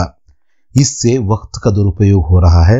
ಎಷ್ಟೋ ಮಕ್ಕಳು ಏನೋ ಪಾಠ ನೋಡಬೇಕು, ಏನೋ ಮತ್ತೊಂದು ನೋಡಬೇಕು ಅಂತ ಹೇಳ್ಬಿಟ್ಟು ನಾವು ಫೋನ್ನ ತಂದೆ ತಾಯಿಯಿಂದ ಇಸ್ಕೊಂಡು ಅಥವಾ ಅದಕ್ಕೋಸ್ಕರ ಕುತ್ಕೊಂತೀವಿ. ಮುಖ್ಯವಾದ ಕೆಲಸನ ಮರೆತು ನಾವೇನ್ ಮಾಡ್ತೀವಿ, ಯಾವುದೋ ಟೈಮ್ ಪಾಸ್ಗೆ ಇರ್ತಕ್ಕಂಥದ್ದನ್ನ ಮತ್ತೊಂದನ್ನ ನೋಡ್ತೀವಿ. ಅನಗತ್ಯವಾದಂತಹ ವಿಷಯಗಳನ್ನ ನಾವು ನಮ್ಮ ತಲೆಗೆ ತುಂಬಿಕೊಳ್ತೀವಿ. ಅನುಪಯುಕ್ತ ಅವರು ಅನಾವಶ್ಯಕ ಜಾನಕಾರಿ ಪ್ರಾಪ್ತ ಕರ್ ರಹೆ. ಇದನ್ನೇ ಇಲ್ಲಿ ಹೇಳಿದರೆ, ಮಕ್ಕಳು ಅನುಪಯುಕ್ತವಾದಂಥವು, ಅನಾವಶ್ಯಕ, ನಮಗೆ ಬೇಕಿಲ್ದಿರ್ತಕ್ಕಂಥ ವಿಷಯಗಳನ್ನೆಲ್ಲ, ಮಾಹಿತಿ, ಜಾನಕಾರಿ ಅಂದ್ರೆ ಮಾಹಿತಿಯನ್ನೆಲ್ಲ ನಾವು ಇದರಿಂದ ನಮ್ಗೆ ಎಷ್ಟು ಬೇಕೋ ಅಷ್ಟಕ್ಕೋಸ್ಕರ ಇದನ್ನ ಬಳಸಬೇಕು ವಿನಃ ಅದಕ್ಕಿಂತ ಹೆಚ್ಚಾಗಿ ಬಳಸಿದ್ರೆ ಇದು ಒಂದು ರೀತಿಯಲ್ಲಿ ವರದಾನದ ಹೊರತಾಗಿ ಕೂಡ ಶಾಪವಾಗಿ ಪರಿಣಮಿಸುತ್ತೆ ಅಂತ ನಾವಿಲ್ಲಿ ವಿವರಿಸಿ ಹೇಳಬೇಕು. ईमानदारों के सम्मेलन में लेखक को भेजे गए निमंत्रण पत्र में क्या लिखा था. ಲೇಖಕರಿಗೆ ಒಂದು ಆಮಂತ್ರಣ ಪತ್ರವನ್ನ ಕಳಿಸಲಾಗಿತ್ತು ಸಮ್ಮೇಳನದ ವ್ಯವಸ್ಥಾಪಕರಿಂದ. ಅದರಲ್ಲಿ ಏನ್ ಬರೆದಿತ್ತು ಅನ್ನೋದು ಪ್ರಶ್ನೆ. लेखक को भेजे गए निमंत्रण पत्र में सम्मेलन के आयोजकों ने सम्मेलन के उद्घाटन के लिए लेखक को निमंत्रण दिया था. पत्र में लेखक को देश के प्रसिद्ध ईमानदार कहा गया था. ವ್ಯವಸ್ಥಾಪಕರು ಸಮ್ಮೇಳನವನ್ನು ಉದ್ಘಾಟಿಸಲು ಲೇಖಕರಿಗೆ ಆಹ್ವಾನಿಸಿದರು. ಆಹ್ವಾನ ಪತ್ರಿಕೆಯಲ್ಲಿ ಲೇಖಕರನ್ನ ದೇಶದ ಖ್ಯಾತ ಪ್ರಾಮಾಣಿಕರೆಂದು ಬಣ್ಣಿಸಲಾಗಿತ್ತು. 2ನೇ ಪ್ರಶ್ನೆ, ಇದು ಅಷ್ಟು ಮುಖ್ಯವಲ್ಲದ ಪ್ರಶ್ನೆ, ಆದ್ರೂ ಒಂದ್ಸಲ ನೋಡ್ಕೊಳ್ಳೋಣ. फूल मालाएं मिलने पर लेखक क्या सोचने लगे. फूल मालाएं मिलने पर लेखक आसपास कोई माली होता तो फूल मालाएं बेचने की बात सोचने लगे. ಹೂಮಾಲೆಗಳು ದೊರೆತಾಗ ಲೇಖಕರು ಏನನ್ನು ಯೋಚಿಸಿದರು. ಅಲ್ಲಿ ರೈಲ್ವೆ ಸ್ಟೇಷನ್ ನಲ್ಲಿ ಅವರಿಗೆ ಆಹ್ವಾನಿಸೋದಕ್ಕೆ ವ್ಯವಸ್ಥಾಪಕರೆಲ್ಲ ಸಾಕಷ್ಟು ಹೂಮಾಲೆಗಳನ್ನ ಹಾಕಿ ಅದ್ದೂರಿಯಾಗಿ ಸ್ವಾಗತಿಸ್ತಾರೆ. ಆಗ ಲೇಖಕರು ಅವ್ರ ಮನಸ್ಸಲ್ಲಿ ಏನ್ ಯೋಚನೆ ಮಾಡಿದ್ರು ಅನ್ನೋದೇ ಪ್ರಶ್ನೆ. ಹೂಮಾಲೆಗಳು ದೊರೆತಾಗ ಲೇಖಕರು ಹತ್ತಿರದಲ್ಲಿ ಯಾರಾದರೂ ಹೂ ಮಾರುವವರು ಇದ್ದರೆ ಅವನ್ನ ಮಾರುವ ಬಗ್ಗೆ ಯೋಚಿಸಿದ್ರು. ಲೇಖಕನೇ ಮಂತ್ರಿಕೋ ಕ್ಯಾ ಸಮझाया. ಲೇಖಕರು ಕಾರ್ಯದರ್ಶಿಗಳಿಗೆ ಏನೆಂದು ತಿಳಿ ಹೇಳಿದ್ರು. ಏನಂತ ಅವರು ಸಮಾಧಾನ ಮಾಡಿ ಹೇಳ್ತಾರೆ ಒಂದು ಮಾತನ್ನ. ಏನಂತ ಹೇಳಿದ್ರು ಅನ್ನೋದೇ ಪ್ರಶ್ನೆ. लेखक ने मंत्री को समझाया कि ईमानदारों के सम्मेलन में आए हुए ईमानदारों को पुलिस तलाशी लेना बिल्कुल ठीक नहीं. बड़े सम्मेलन में थोड़ी गड़बड़ी तो होगी ही. ಲೇಖಕರು ಆ ಸಮ್ಮೇಳನದ ಕಾರ್ಯದರ್ಶಿಗಳಿಗೆ ಪ್ರಾಮಾಣಿಕರ ಸಮ್ಮೇಳನಕ್ಕೆ ಬಂದಿರುವ ಪ್ರಾಮಾಣಿಕರನ್ನು ಪೊಲೀಸರ ತನಿಖೆಗೆ ಒಳಪಡಿಸುವುದು ಸರಿಯಲ್ಲವೆಂದು ತಿಳಿಸಿದರು ಅಥವಾ ತಿಳಿ ಹೇಳಿದರು. ಅವರು ದೊಡ್ಡ ಸಮ್ಮೇಳನದಲ್ಲಿ ಈ ರೀತಿಯ ಚಿಕ್ಕ ಪುಟ್ಟ ಘಟನೆಗಳು ನಡೆಯುತ್ತವೆ ಎಂದು ತಿಳಿಸಿದರು. 4ನೇ ಪ್ರಶ್ನೆ, ಚಪ್ಪಲ್ ಚೋರಿ ಹೋನೆ ಪರ್ ಇಮಾನ್ದಾರ್ ಡೆಲಿಗೇಟ್ ನೆ ಕ್ಯಾ ಸುझाव दिया. ಲೇಖಕರ ಚಪ್ಪಲಿ ಏನಾಗಿರ್ತವೆ, ಕಳೆದು ಹೋಗಿರ್ತವೆ. ಆಗ ಅವರಿಗೆ ಸಮಾಧಾನ ಮಾಡೋದಕ್ಕೆ ಅವರವೇ ಚಪ್ಪಲಿ ಹಾಕೊಂಡು ಬಂದಿರತಕ್ಕಂಥ ಒಬ್ರು ಪ್ರಾಮಾಣಿಕ ಅತಿಥಿಗಳು, ಡೆಲಿಗೇಟ್ ಅಂದ್ರೆ ಅತಿಥಿಗಳು, ಅವರಿಗೆ ಒಂದಷ್ಟು ಸಲಹೆಗಳನ್ನ ಕೊಡ್ತಾರೆ. ಆ ಸಲಹೆ ಏನು ಅನ್ನೋದೇ ಪ್ರಶ್ನೆ. चप्पल चोरी होने पर ईमानदार डेलीगेट ने चप्पलें एक जगह नहीं उतारने का सुझाव दिया. एक चप्पल से दूसरी चप्पल 10 फीट दूरी पर छोड़ने का उपाय भी सुझाया. ಚಪ್ಪಲಿ ಕಳುವಾದಾಗ ಪ್ರಾಮಾಣಿಕ ಅತಿಥಿಯೊಬ್ಬರು ಚಪ್ಪಲಿಗಳನ್ನ ಒಂದೇ ಕಡೆ ಬಿಡಬಾರದು, ಒಂದು ಚಪ್ಪಲಿಯನ್ನ ಒಂದು ಕಡೆ, ಇನ್ನೊಂದು ಚಪ್ಪಲಿಯನ್ನ ಇನ್ನೊಂದು ಕಡೆ ಸುಮಾರು 10 ಅಡಿ ದೂರದಲ್ಲಿ ಬಿಡಬೇಕು ಎಂದು ಸಲಹೆ ಕೊಟ್ಟರು. 5ನೇ ಪ್ರಶ್ನೆ, ಇದು ಸ್ವಲ್ಪ ಮುಖ್ಯವಾದ ಪ್ರಶ್ನೆ. ಲೇಖಕ್ ನೆ ಕಮ್ರಾ ಛೋಡ್ಕರ್ ಜಾನೆ ಕಾ ನಿರ್ಣಯ ಕ್ಯೂ ಲಿಯಾ. ಲೇಖಕರು ಕೊಠಡಿಯನ್ನ ಬಿಡಲು ನಿರ್ಧರಿಸುತ್ತಾರೆ, ಅದು ಯಾಕೆ ಅನ್ನೋದೇ ಪ್ರಶ್ನೆ. ಲೇಖಕ್ ನೆ ಕಮ್ರಾ ಛೋಡ್ಕರ್ ಜಾನೆ ಕಾ ನಿರ್ಣಯ ಲಿಯಾ ಕ್ಯೂಂಕಿ वे जब से इस सम्मेलन को आए थे तब से कोई ना कोई सामान चोरी हो रहा था. कमरे में रखे गए एक एक चीज गायब हो रहे थे. अब सिर्फ वे खुद बचे थे और वे अपने को बचाना चाहते थे. ಲೇಖಕರು ಕೊಠಡಿಯನ್ನ ಬಿಡಲು ನಿರ್ಧರಿಸಿದರು, ಏಕೆಂದರೆ ಅವರು ಸಮ್ಮೇಳನಕ್ಕೆ ಬಂದಾಗಿನಿಂದಲೂ ಒಂದಲ್ಲ ಒಂದು ವಸ್ತು ಕಳುವಾಗುತ್ತಲೇ ಇತ್ತು. ಈಗ ಉಳಿದಿದ್ದು ಅವರೊಬ್ಬರೇ. ಅವರು ತಮ್ಮನ್ನು ತಾವು ಕಾಪಾಡಿಕೊಳ್ಳಬೇಕಿತ್ತು.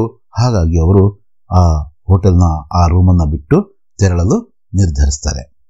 ಮುಖ್ಯ ಅತಿಥಿ ಕಿ ಬೇಯಿಮಾನಿ ಕಹಾ ದಿಖಾಯಿ ದೇತಿ ಹೈ. 6ನೇ ಪ್ರಶ್ನೆಯನ್ನು, ಮುಖ್ಯ ಅತಿಥಿಯ ಅಪ್ರಾಮಾಣಿಕತೆ ಎಲ್ಲಿ ಕಾಣಸಿಗುತ್ತದೆ. ಮುಖ್ಯ ಅತಿಥಿಗಳಂದ್ರೆ ಇಲ್ಲಿ ಲೇಖಕರೇ. ಅವರ ಅಪ್ರಾಮಾಣಿಕತೆ ನಮಗೆ ಈಗಿನ ಕಾಲಮಾನಕ್ಕೆ ಯೋಚನೆ ಮಾಡಿದ್ರೆ ಅದು ಅಪ್ರಾಮಾಣಿಕತೆ ಅನ್ಸಲ್ಲ. ಯಾಕಂದ್ರೆ ಅವರು ತಮ್ಗೆ ಹಾಕಿರ್ತಕ್ಕಂಥ ಹೂಗಳನ್ನ ಮಾರಬೇಕು ಅನ್ಕೊಂತಾರೆ. ತಮ್ಗಾಗಿರ್ತಕ್ಕಂಥ ಫಸ್ಟ್ ಫೇರ್ನ ದರ್ಜೆಯ ಭತ್ಯೆ ಪಡೆದು 2ನೇ ದರ್ಜೆಯಲ್ಲಿ ಪ್ರಯಾಣಿಸ್ತಾರೆ. ಅದಂತಹ ದೊಡ್ಡ ಅಪ್ರಾಮಾಣಿಕತೆ ಅಲ್ಲ. ಆದರೂ ಕೂಡ ಸ್ವಯಂ ಲೇಖಕರಾದಂತಹ ಹರಿಶಂಕರ್ ಪರ್ಸಾಯಿ ಅವರ ದೃಷ್ಟಿಯಲ್ಲಿ ಅದು ಅಪ್ರಾಮಾಣಿಕತೆನೆ. ಅದನ್ನು ನಾವಿಲ್ಲಿ ಬರಿಬೇಕು. ಮುಖ್ಯ ಅತಿಥಿ ಕಿ बेईमानी कहीं कहीं दिखाई देती है. वे पहले दर्जे का किराया लेकर दूसरे दर्जे में सफर करते हैं और वे खुद इस बात को मानते हैं कि ईमान से उन्हें कोई लेना देना नहीं, फिर भी ईमानदारों के सम्मेलन में भाग लेते हैं. ಮುಖ್ಯ ಅತಿಥಿಯ ಅಪ್ರಾಮಾಣಿಕತೆ ಪಾಠದಲ್ಲಿ ನಮಗೆ ಕೆಲವು ಕಡೆ ಕಾಣಸಿಗುತ್ತೆ. ಮೊದಲ ದರ್ಜೆಯ ಭತ್ಯೆ ಪಡೆದು 2ನೇ ದರ್ಜೆಯಲ್ಲಿ ಪ್ರಯಾಣಿಸುತ್ತಾರೆ. ಅವರು ಸ್ವತಃ ಪ್ರಾಮಾಣಿಕತೆಗೂ ತಮಗೂ ಸಂಬಂಧವಿಲ್ಲವೆಂದು ಹೇಳಿದ್ರು, ಹಾಗೆ ಭಾವಿಸಿದ್ರು. ಅವರು ಆ ಸಮ್ಮೇಳನದಲ್ಲಿ ಭಾಗವಹಿಸ್ತಾರೆ. ಅದು ಒಂದು ರೀತಿಯ ಅಪ್ರಾಮಾಣಿಕತೆಯ ಪಟ್ಟಿಯಲ್ಲೇ ಬಂದು ಸೇರುತ್ತೆ. ಲೇಖಕ್ಕೆ ಧೂಪ್ ಕಾ ಚಶ್ಮಾ ಖೋ ಜಾನೆ ಕಿ ಘಟನಾ ಕಾ ವರ್ಣನ್ ಕೀಜಿಯೇ. ಲೇಖಕರು ತಮ್ಮ ಕನ್ನಡಕವನ್ನ, ತಂಪು ಕನ್ನಡಕವನ್ನ ಏನ್ ಮಾಡ್ತಾರೆ, ಕೂಲಿಂಗ್ ಗ್ಲಾಸ್ನ ಕಳ್ಕೊಳ್ತಾರಲ್ಲ, ಆ ಇಡೀ ಘಟನೆಯನ್ನ ನೀವು ವಿವರಿಸಿ ಅಂತ ಕೇಳಿದ್ದಾರೆ. लेखक ईमानदारों के सम्मेलन में भाग लेने के लिए आमंत्रित होकर एक कमरे में रुके थे. पहला दिन ही उनकी चप्पलों की चोरी हुई थी. अब दूसरे दिन के बैठक के बाद धूप का चश्मा भी खो गया था. एक सज्जन सहानुभूति प्रकट करने के लिए प्रस्तुत हुए. वे खुद लेखक का धूप का चश्मा पहन रखे थे. ಲೇಖಕರು ಪ್ರಾಮಾಣಿಕರ ಸಮ್ಮೇಳನದಲ್ಲಿ ಪಾಲ್ಗೊಳ್ಳಲು ಒಂದು ಕೊಠಡಿಯಲ್ಲಿ ತಂಗಿದ್ರು. ಮೊದಲ ದಿನವೇ ಅವರ ಚಪ್ಪಲಿಗಳು ಕಳುವಾದವು. 2ನೇ ದಿನದ ಸಭೆಯ ಬಳಿಕ ಅವರ ತಂಪು ಕನ್ನಡಕವು ಅಂದ್ರೆ ಕೂಲಿಂಗ್ ಗ್ಲಾಸ್ ಸಹ ಕಳುವಾಯಿತು. ಸಜ್ಜನರೊಬ್ಬರು ಸಹಾನುಭೂತಿಯನ್ನ ವ್ಯಕ್ತಪಡಿಸಲು ಅವರ ಹತ್ರ ಬರ್ತಾರೆ. ಅವರು ಸ್ವತಃ ಲೇಖಕರ ಆ ಕೂಲಿಂಗ್ ಗ್ಲಾಸ್ನ ಹಾಕೊಂಡು ಅವರಿಗೆ ಸಮಾಧಾನ ಮಾಡ್ತಾರೆ. ಇದು ವಿಡಂಬನೆ, ವ್ಯಂಗ್ಯ. ಮುಂದಿನ ಪ್ರಶ್ನೆ ನೋಡೋದಾದ್ರೆ, ಮಂತ್ರಿ ತಥಾ ಕಾರ್ಯಕರ್ತಾओं के बीच में क्या वार्तालाप हुआ. ಆ ಕಾರ್ಯದರ್ಶಿಗಳು, ಆ ವ್ಯವಸ್ಥಾಪಕ ಮಂಡಳಿಯ ಕಾರ್ಯದರ್ಶಿಗಳೇನಿರ್ತಾರೋ ಅವರು ಮತ್ತು ಅವರ ಕಾರ್ಯಕರ್ತರು, ಸ್ವಯಂ ಕಾರ್ಯಕರ್ತರು ಏನಿದ್ದಾರೋ ಸ್ವಯಂ ಸೇವಕರು, ಅವರ ನಡುವೆ ನಡೆದ ಮಾತುಕತೆ ಏನು ಅನ್ನೋದೇ प्रश्न। लेखक जब से ईमानदारों के सम्मेलन में आए थे तब से कोई ना कोई सामान चोरी हो रहा था। इसी को लेकर मंत्री अपने कार्यकर्ताओं को डांटे और उनके कर्तव्य का याद दिलवाया। चोरी से होने वाले बदनामी के बारे में भी बात की। कार्यकर्ताओं ने अपनी असहायता को समझाया। डेलीगेटों को वे रोक नहीं सकते थे। ಲೇಖಕರು ಪ್ರಾಮಾಣಿಕರ ಸಭೆಗೆ ಬಂದಾಗಿನಿಂದಲೂ ಒಂದಲ್ಲ ಒಂದು ವಸ್ತುವಿನ ಕಳುವು ಆಗುತ್ತಲೇ ಇತ್ತು। ಈ ಕುರಿತು ಸ್ವಾಗತ ಸಮಿತಿಯ ಕಾರ್ಯದರ್ಶಿಗಳು ಕಾರ್ಯಕರ್ತರನ್ನ ತರಾಟೆಗೆ ತೆಗೆದುಕೊಳ್ತಾರೆ ಹಾಗೂ ಅವರ ಕೆಲಸದ ಬಗ್ಗೆ ನೆನಪಿಸ್ತಾರೆ। ನಿಮ್ಮ ಜವಾಬ್ದಾರಿಗಳು ಇವು ಅಂತ ಹೇಳ್ತಾರೆ। ಈ ರೀತಿಯ ಕಳ್ಳತನಗಳಿಂದಾಗುವ ಅವಮಾನದ ಕುರಿತಾಗಿ ಕೂಡ ಅವರು ತಮ್ಮ ಕಾರ್ಯಕರ್ತರ ಹತ್ರ ಮಾತಾಡ್ತಾರೆ। ಆದ್ರೆ ಕಾರ್ಯಕರ್ತರು ಅತಿಥಿಗಳಿಗೆ ನಿಯಂತ್ರಿಸೋದಕ್ಕಾಗಲ್ಲ, ಅವ್ರಿಗೆ ಆಗ್ತಾ ಇಲ್ಲ, ಅವ್ರಿಗೆ ಯಾರಿಗೆ ಹೇಳೋದು ಅಂತ ತಮ್ಮ ಅಸಹಾಯಕತೆಯನ್ನು ಅವರು ತೋಡ್ಕೊಳ್ತಾರೆ। ಇಷ್ಟನ್ನು ನಾವು ಈ ಪ್ರಶ್ನೆಗೆ ಉತ್ತರವಾಗಿ ಬರೀಬೇಕಾಗುತ್ತೆ। ಕೊನೆಯ ಪ್ರಶ್ನೆಯನ್ನು ನಾವು ನೋಡೋಣ। सम्मेलन में लेखक को क्या क्या अनुभव हुए संक्षेप में लिखिए। ಲೇಖಕರಿಗೆ ಆ ಸಮ್ಮೇಳನದಲ್ಲಿ ಆದಂತಹ ಅನುಭವಗಳನ್ನ ನಾವೇನ್ ಮಾಡಬೇಕು, ಸಂಕ್ಷಿಪ್ತವಾಗಿ ಬರೀಬೇಕು। लेखक जब से ईमानदारों के सम्मेलन में आए थे तब से कोई ना कोई सामान चोरी हो जाता था। कमरे में रखी एक एक चीज गायब हो रही थी, चप्पल, चश्मा, कंबल, ताला आदि। जो इनका सामान चोरी करता था वह बाद में इनके साथ अफसोस जताता था। लेखक को ईमानदारों का सम्मेलन ही असहनीय हो गया था। ಲೇಖಕರು ಪ್ರಾಮಾಣಿಕರ ಆ ಒಂದು ಸಮ್ಮೇಳನಕ್ಕೆ ಬಂದಾಗಿನಿಂದ ಒಂದಲ್ಲ ಒಂದು ವಸ್ತು ಕಳುವಾಗುತ್ತಲೇ ಇತ್ತು। ಕೊಠಡಿಯಲ್ಲಿಯ ಒಂದೊಂದೇ ವಸ್ತು ಮಾಯವಾಗ್ತಾ ಇತ್ತು। ಚಪ್ಪಲಿ, ಕನ್ನಡಕ, ಕಂಬಳಿ, ಬೀಗ ಹೀಗೆ ವಸ್ತುಗಳು ಕಳುವಾಗ್ತಾನೆ ಇದ್ವು। ಒಂದು ರೀತಿಯಲ್ಲಿ ಬಂದ ದಿನದಿಂದ ಕೊನೆಗೆ ರೂಮ್ ಬಿಟ್ಟು ತೆರಳೋ ಸಂದರ್ಭದವರೆಗೂ ಕೂಡ ಅಷ್ಟು ದಿನನೂ ಕೂಡ ಅವರಿಗೆ ಆ ಸಮ್ಮೇಳನ ಒಂದು ರೀತಿಯ ಅಸಹನೀಯವಾಗಿ ಏರ್ಪಟ್ಟಿತ್ತು। ಇವು ಇಮಾನ್ದಾರೋं के सम्मेलन में ಪಾಠದ ಒಟ್ಟು 9 ಪ್ರಶ್ನೆಗಳು। ಎರಡನೇ ಪ್ರಶ್ನೆಯನ್ನ ಹೊರತುಪಡಿಸಿ ಅಷ್ಟು ಪ್ರಶ್ನೆಗಳು ಮುಖ್ಯ ಎಂದೇ ಅನಿಸುತ್ತಿದೆ ಸದ್ಯಕ್ಕೆ। ಅಭ್ಯಾಸ ಮಾಡಿ। दुनिया में पहला मकान ಈ ಪಾಠದ ಮುಖ್ಯ ಪ್ರಶ್ನೆಗಳನ್ನು ನಾವೀಗ ನೋಡೋಣ। लालिम और किंचा लालीदाम जंगल की ओर क्यों चल पड़े। लालिम और किंचा लालीदाम जंगल की ओर चल पड़े क्योंकि वे मकान बनाना चाहते थे, लेकिन वे मकान बनाना नहीं जानते थे। इसलिए वे जंगल के जानवरों से जानकारी लेने के लिए जंगल की ओर चल पड़े। दोस्तों ने हाथी के साथ किसकी चर्चा की। दोस्तों ने हाथी के साथ मकान बनाने के बारे में चर्चा की। उन्होंने हाथी से पूछा कि हाथी भाई, हम लोग मकान बनाना चाहते हैं, आप बता सकते हैं कि मकान कैसे बनाया जाता है। हाथी ने दोनों दोस्तों को क्या उत्तर दिया। हाथी ने दोस्तों को उत्तर दिया कि इसमें क्या कठिनाई है। पेड़ों से लकड़ी के इतने मोटे और मजबूत गोले काट लो जितने मेरे पैर हैं। दोस्तों ने किन किन जानवरों से मुलाकात की। दोस्तों ने हाथी, सांप, भैंस और मछली से मुलाकात की। ಹಾಗೆ ನಿಬಂಧ ಈ ಸಲ ಸಮಯಕ್ಕೆ ಮಹತ್ವ ಈ ಪದ್ಯಭಾಗದಿಂದ ಕೇಳುವಂಥ ಅವಕಾಶಗಳು ಸಹ ಇದ್ದಾವೆ। ಇದರ ಪ್ರಸ್ತಾವನೆಯಲ್ಲಿ ನಾವು ಹೀಗೆ ಬರೀಬಹುದು। समय ईश्वर का दिया हुआ अनुपम धन है। समय नष्ट करने से मनुष्य को सुख नहीं मिलता। सर्वप्रथम समय को नष्ट नहीं करना चाहिए, अतः आलस्य छोड़कर समय पर काम करना चाहिए। बहाने बनाने का प्रमुख कारण क्या है? आलस्य है। विषय का विस्तार अथवा समय का महत्व। हमें आलस छोड़ना है। हम आज का काम आज ही करना है, उसको कल पर नहीं छोड़ना चाहिए, क्योंकि एक बार जो समय को खो देता है वह उसे चक्रवर्ती भी होकर दोबारा नहीं पा सकता है। समय अधिक महत्वपूर्ण तथा उपयोगी होता है। समय को जो अपना सच्चा साथी बना लेगा वह अपने काम में सफल होगा। काम करने का जो अवसर प्राप्त होता है उसे व्यर्थ नहीं जाने देना चाहिए। यदि जीवन में सफल होना चाहते हो तो जो काम कर रहे हो उसी में अपने मन को लगाओ और संदेह छोड़कर अपनी आत्मा पर विश्वास रखो, क्योंकि जो अच्छे अवसर खो देता है वह हमेशा पछताता है। समय बहुत अनमोल है, उसका महत्व धन से भी ज्यादा है। ಮೊದಲನೇ ಪ್ರಶ್ನೆ, कवि सियाराम शरण गुप्त जी के अनुसार मनुष्य को सुख कब नहीं मिलता? ಕವಿ ಸಿಯಾರಾಮ್ ಶರಣ್ ಗುಪ್ತರವರ ಪ್ರಕಾರ ಮನುಷ್ಯನಿಗೆ ಸುಖದ ಪ್ರಾಪ್ತಿ ಯಾವಾಗ ಆಗೋಲ್ಲ ಅಂತ ಕೇಳಿದ್ದಾರೆ. कवि सियाराम शरण गुप्त जी के अनुसार समय नष्ट करने से मनुष्य को सुख नहीं मिलता. ಅವರ ಪ್ರಕಾರ ಸಮಯವನ್ನ ನಾವು ವೇಸ್ಟ್ ಮಾಡಿಕೊಂಡ್ರೆ ನಾವು ಜೀವನದ ಸಂತೋಷವನ್ನ ಆನಂದವನ್ನ ಪಡೆಯೋದಕ್ಕೆ ಸಾಧ್ಯವಾಗಲ್ಲ ಅಂತ ಹೇಳಿದ್ದಾರೆ. ಎರಡನೇ ಪ್ರಶ್ನೆ, ಬಹಾನೆ बनाने का प्रमुख कारण क्या है? ಬಹಾನೆ ಅಂದ್ರೆ ನೆಪ ಹೂಡೋದಕ್ಕೆ ಇರುವ ಪ್ರಮುಖ ಕಾರಣವೇನು ಅಂತ ಕೇಳಿದರೆ, ಬಹಾನೆ बनाने का प्रमुख कारण ಆಲಸ್ है. ನಮ್ಮ ಆಲಸ್ಯನೇ, ನಮ್ಮ ಸೋಮಾರಿತನನೇ ನೆಪ ಹೂಡೋದಕ್ಕೆ ಇರುವ ಪ್ರಮುಖ ಕಾರಣ ಅಂತ ಉತ್ತರಿಸಬೇಕು. ಇಲ್ಲಿ ಕ್ಯಾ ಜಾಗದಲ್ಲಿ ಆಲಸ್ ಅಂತ ಬರೆದ್ರೆ ಉತ್ತರ ಆಗುತ್ತೆ. समय किसका दिया हुआ अनुपम धन है?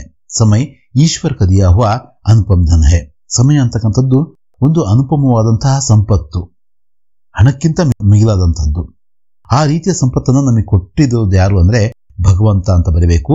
ಕಿಸ್ಕಾ ಅಂತ ಇದೆಯಲ್ಲ, ಅಲ್ಲಿ ಈಶ್ವರ್ಕ ಅಂದ್ರೆ ಉತ್ತರ ಆಗುತ್ತೆ. ನಾಲ್ಕನೇ ಪ್ರಶ್ನೆ, कवि सियाराम शरण गुप्त जी किस पर विश्वास करने को कहते हैं?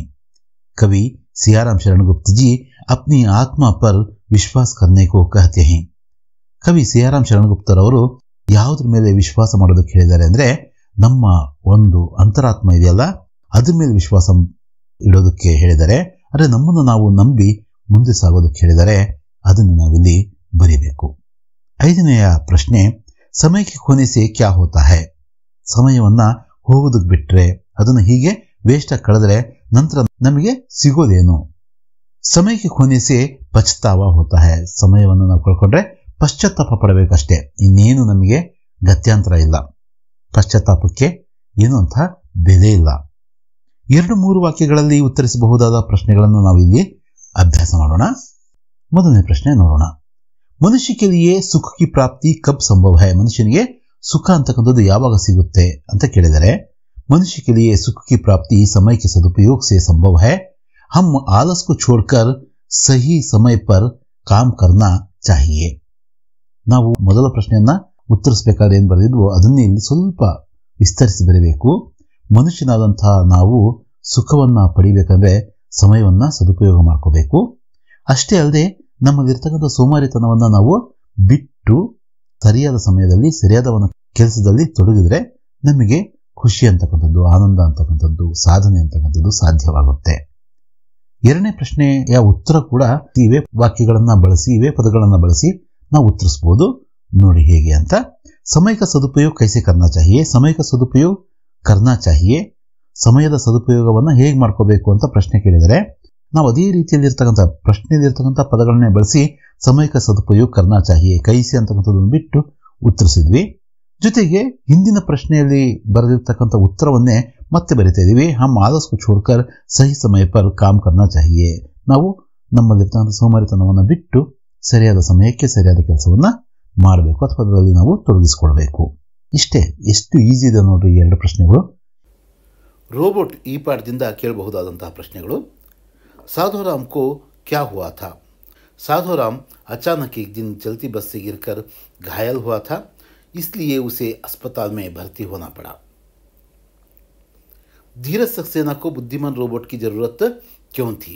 धीरज सक्सेना को बुद्धिमान रोबोट की जरूरत थी क्योंकि वह घर के काम के साथ उनके नाती पोतों का होमवर्क करा सके और वर्ड प्रोसेसर पर उनका काम संभाल सके. रोबोदीप ने रोबोनिल से क्या कहा? रोबोदीप ने रोबोनिल से कहा कि उनके मालिक सक्सेना ने रोबोनिल के काम से बहुत खुश हैं, इसलिए वे पुराने नौकर साधोराम को कुछ मुआवजा देकर छुट्टी करना चाहते हैं. रोबोनिल ने रोबोजित को क्या समझाने की कोशिश की? रोबोनिल ने रोबोजित को यह समझाने की कोशिश की कि सक्सेना ने साधोराम को नौकरी से छुट्टी देना चाहते हैं जो रोबोटिक नियमों के खिलाफ है. आप उन्हें ऐसा करने से रोकिए.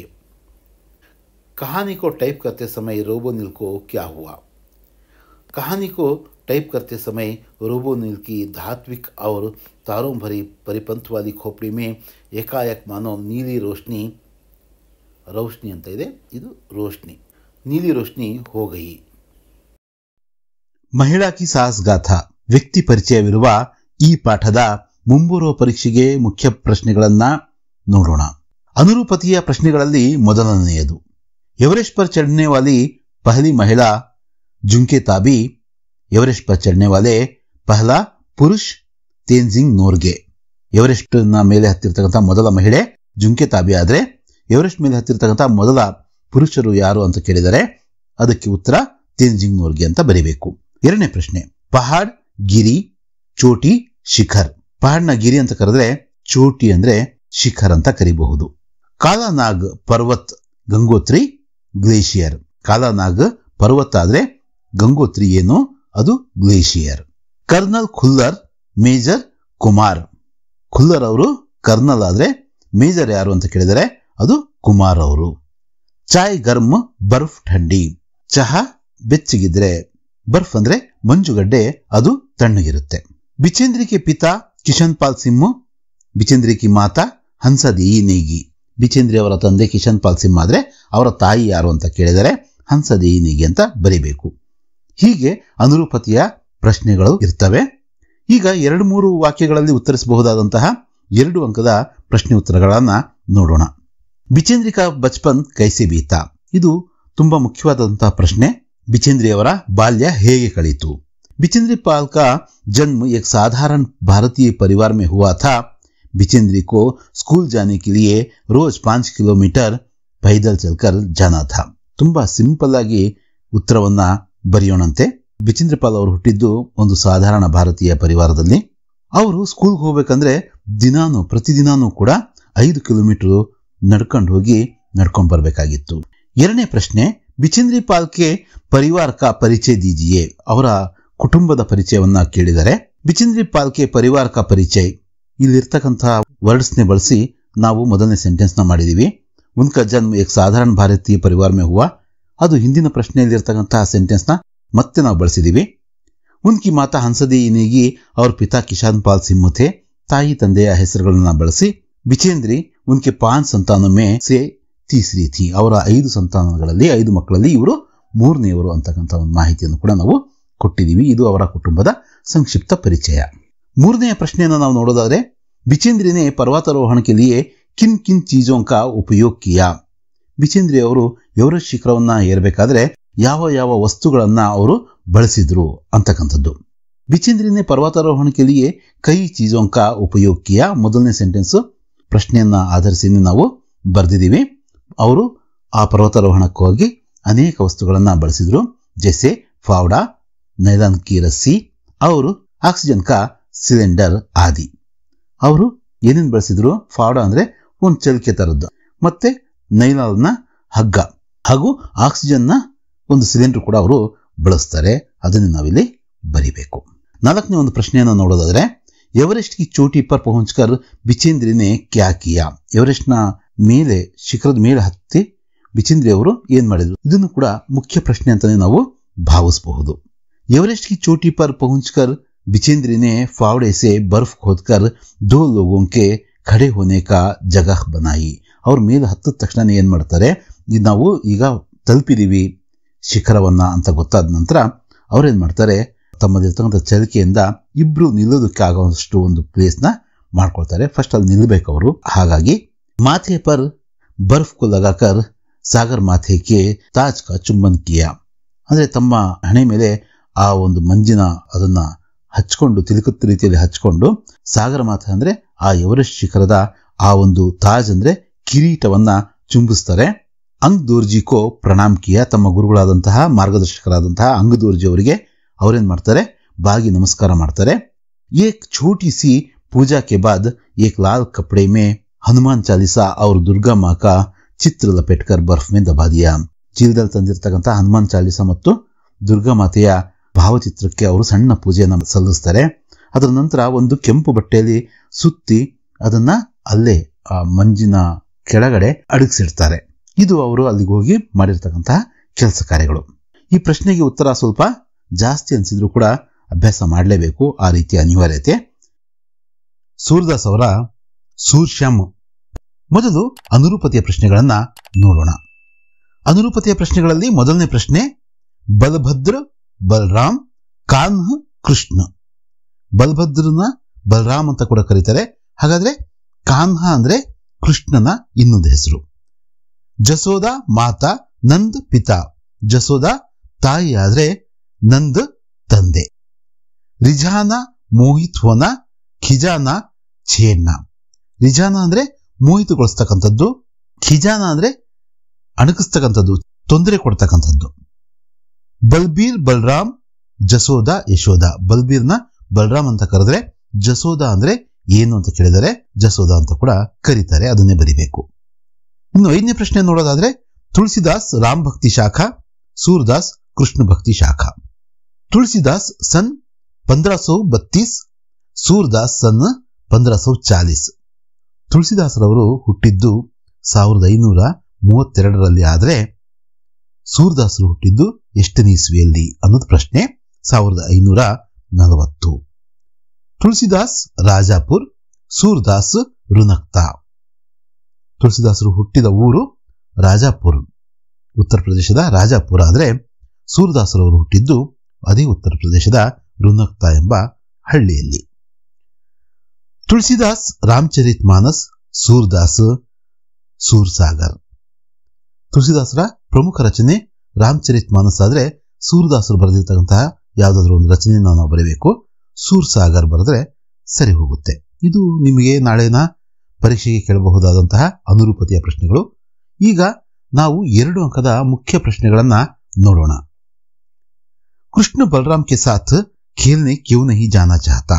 ಕೃಷ್ಣ ಬಲರಾಮನೊಂದಿಗೆ ಆಡೋದಕ್ಕೆ ಯಾಕೆ ಹೋಗಲ್ಲ ಅನ್ನೋದೇ ಪ್ರಶ್ನೆ. ಕೃಷ್ಣ ಬಲರಾಮ್ ಕೆ ಸಾಥ್ ಖೇಲ್ನೆ ನಹಿ ಜಾನಾ ಚಾಹತಾ ಕ್ಯೂಂಕಿ बलराम हमेशा चिढ़ाता था।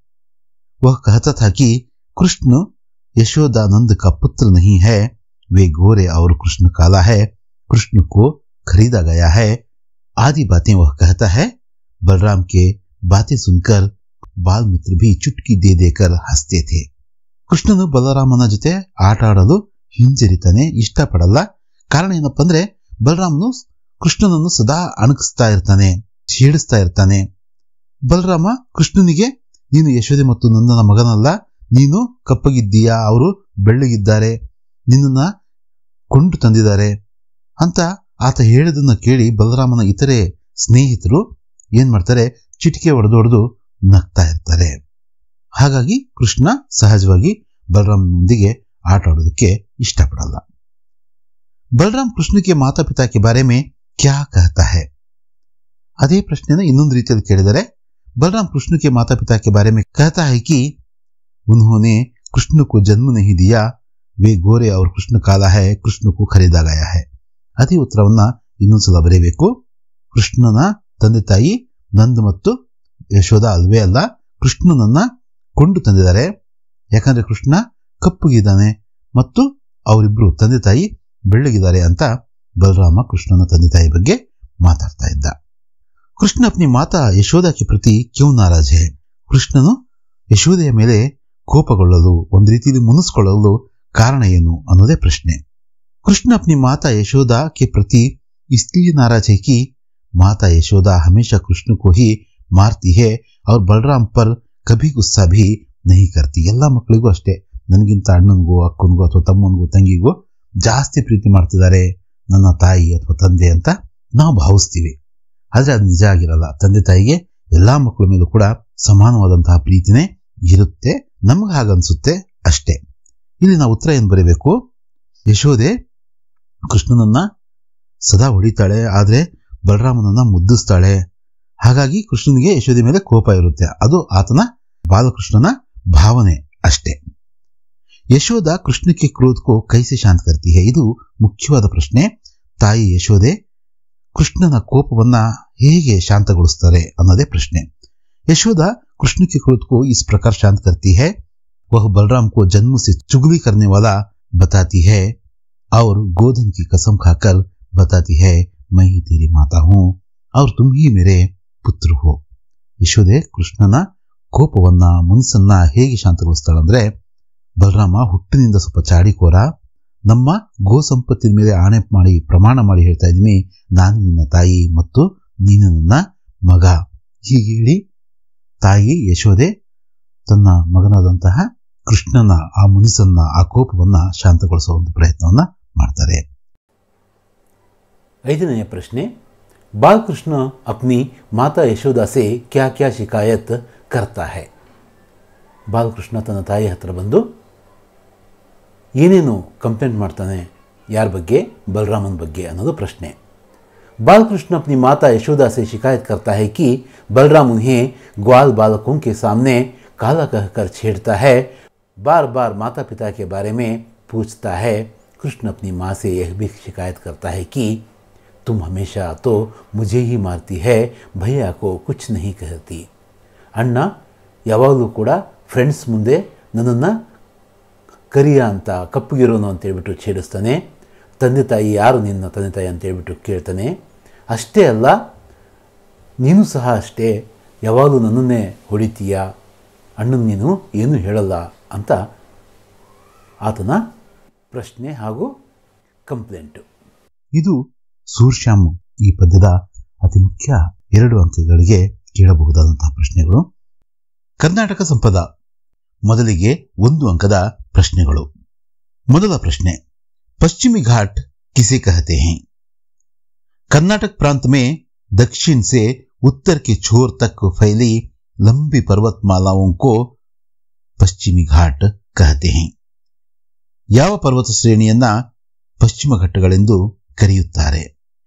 ಕರ್ನಾಟಕದಲ್ಲಿ ದಕ್ಷಿಣದಿಂದ ಉತ್ತರದವರೆಗೂ ವಿಶಾಲವಾಗಿ ಹರಡಿರುವ ಪರ್ವತ ಶ್ರೇಣಿಯನ್ನ ಪಶ್ಚಿಮ ಘಟ್ಟಗಳು ಎನ್ನುತ್ತಾರೆ.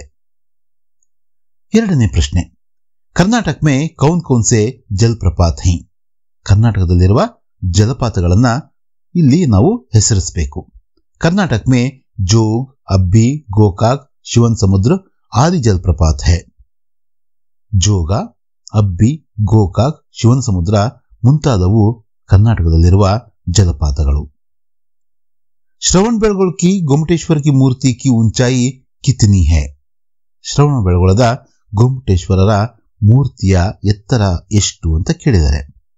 ಶ್ರವಣಬೆಳಗೊಳ की गोमटेश्वर की मूर्ति की ऊंचाई 57 फुट है.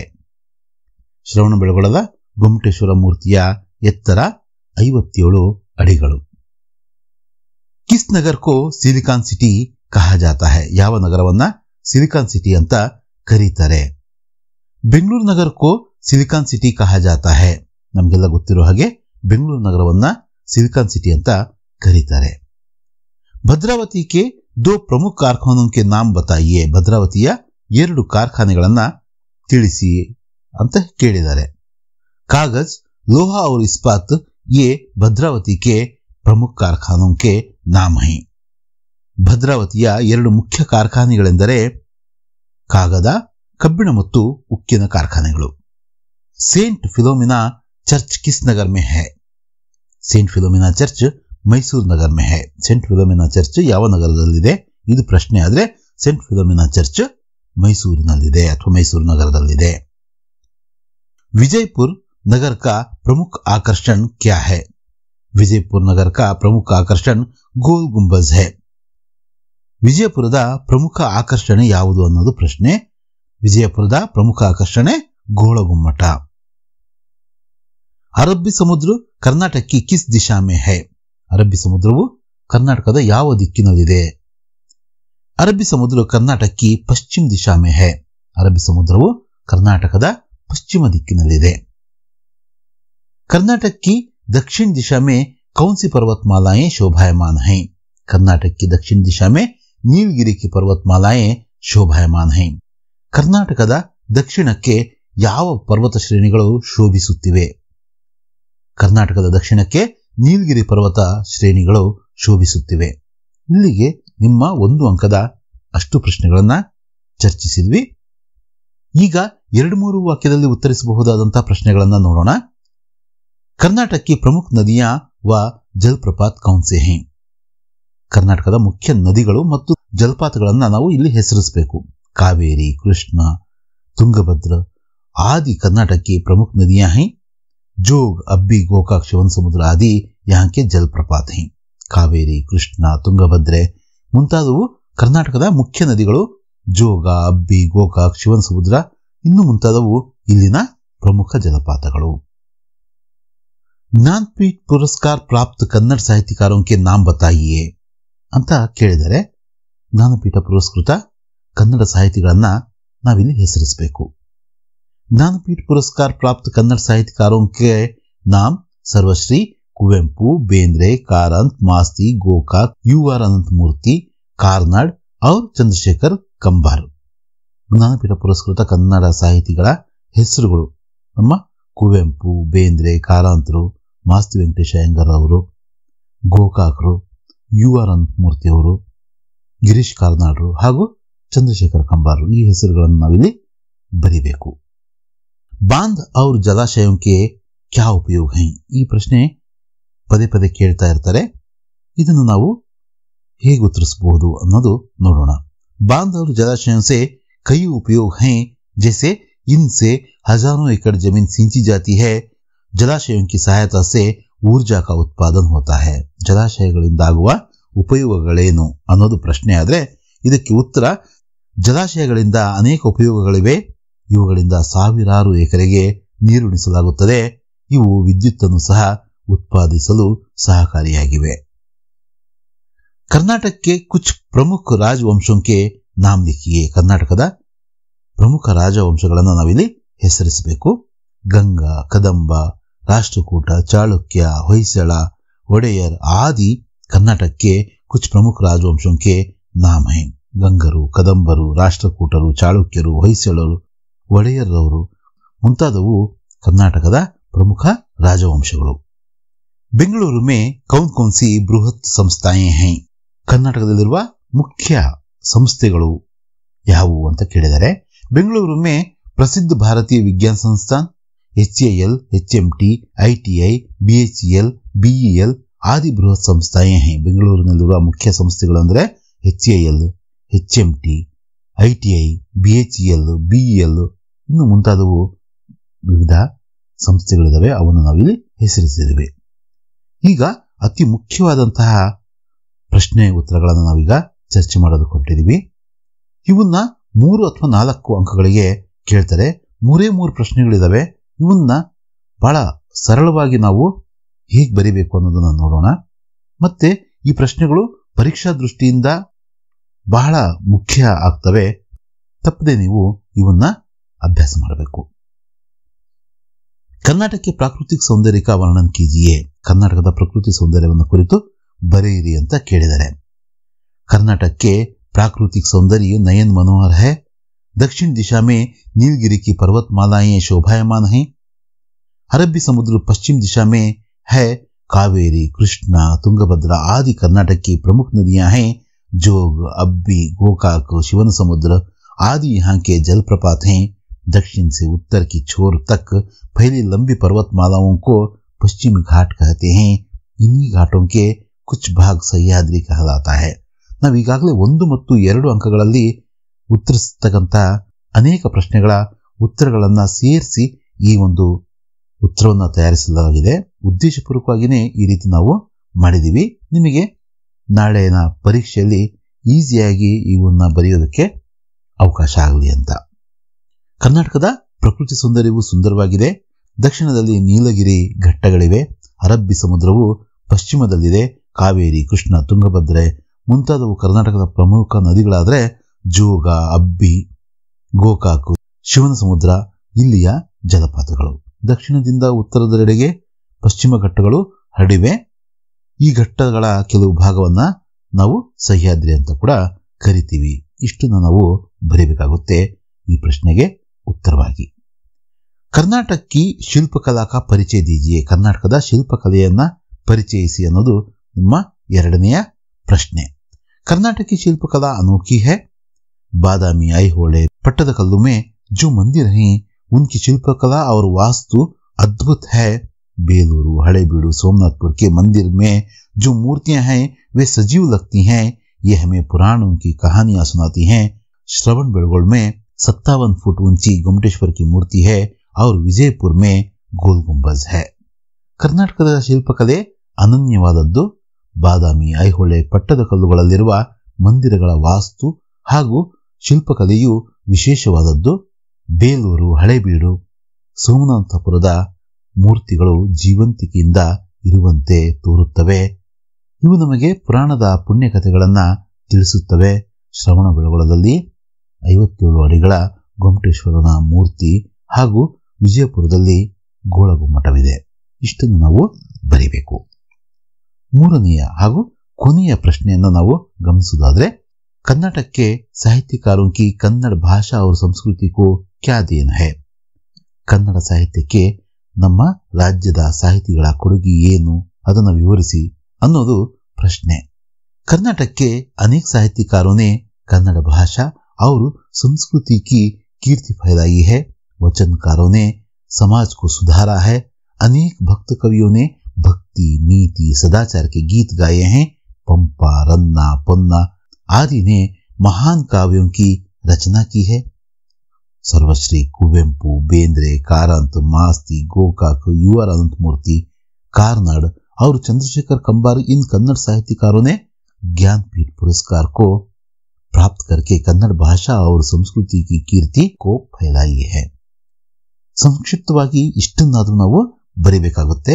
ಕರ್ನಾಟಕ ರಾಜ್ಯದ ಅನೇಕ ಸಾಹಿತಿಗಳು ಕನ್ನಡ ಭಾಷೆ ಹಾಗೂ ಸಂಸ್ಕೃತಿಯ ಕೀರ್ತಿಯನ್ನ ವಿಶ್ವಾದ್ಯಂತ ಹರಡಿದ್ದಾರೆ.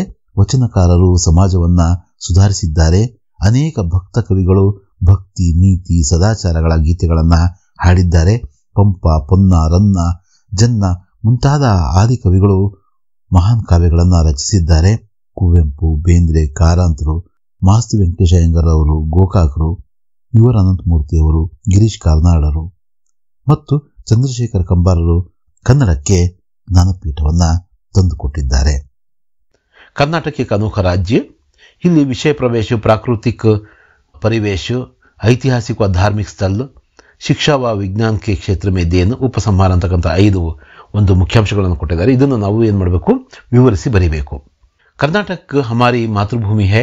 यहाँ की प्राकृतिक सुषमा, साहित्यिक वैभव और ज्ञान विज्ञान क्षेत्रों की प्रगति अपार है. ಇಲ್ಲಿಯ ಪ್ರಾಕೃತಿಕ ಪ್ರವೇಶದ ಬಗ್ಗೆ ಕೊಟ್ಟಿದ್ದಾರೆ, ಇದನ್ನು ಬರೀಬೇಕು. ಕರ್ನಾಟಕ ಪ್ರಾಕೃತಿಕ ಸುಷ್ಮಾ ನಯನ್ ಮನೋಹರೆ, ನಾವು ಪಾಠದಲ್ಲಿ ಓದ್ದಂಗೆ ಅಲ್ಲಿರ್ತಕ್ಕಂಥ ಪ್ರಶ್ನೆ ಉತ್ತರಗಳನ್ನ ಏನು ಇದು ಮಾಡಿದೀವೋ, ಅಭ್ಯಾಸ ಮಾಡಿದೀವೋ, ಅದನ್ನು ಇಲ್ಲಿ ನಾವು निबंध रूपದಲ್ಲಿ ನಾವು ಬರೆಯುವ ಒಂದು ಪ್ರಯತ್ನವನ್ನು ಮಾಡಬೇಕು. पश्चिम में विशाल अरबी समुद्र लहराता है. इसी प्रांत में दक्षिण से उत्तर के छोर तक फैली लंबी पर्वतमालाओं को पश्चिमी घाट कहते हैं. इन्हीं घाटों का कुछ भाग सह्याद्री कहलाता है.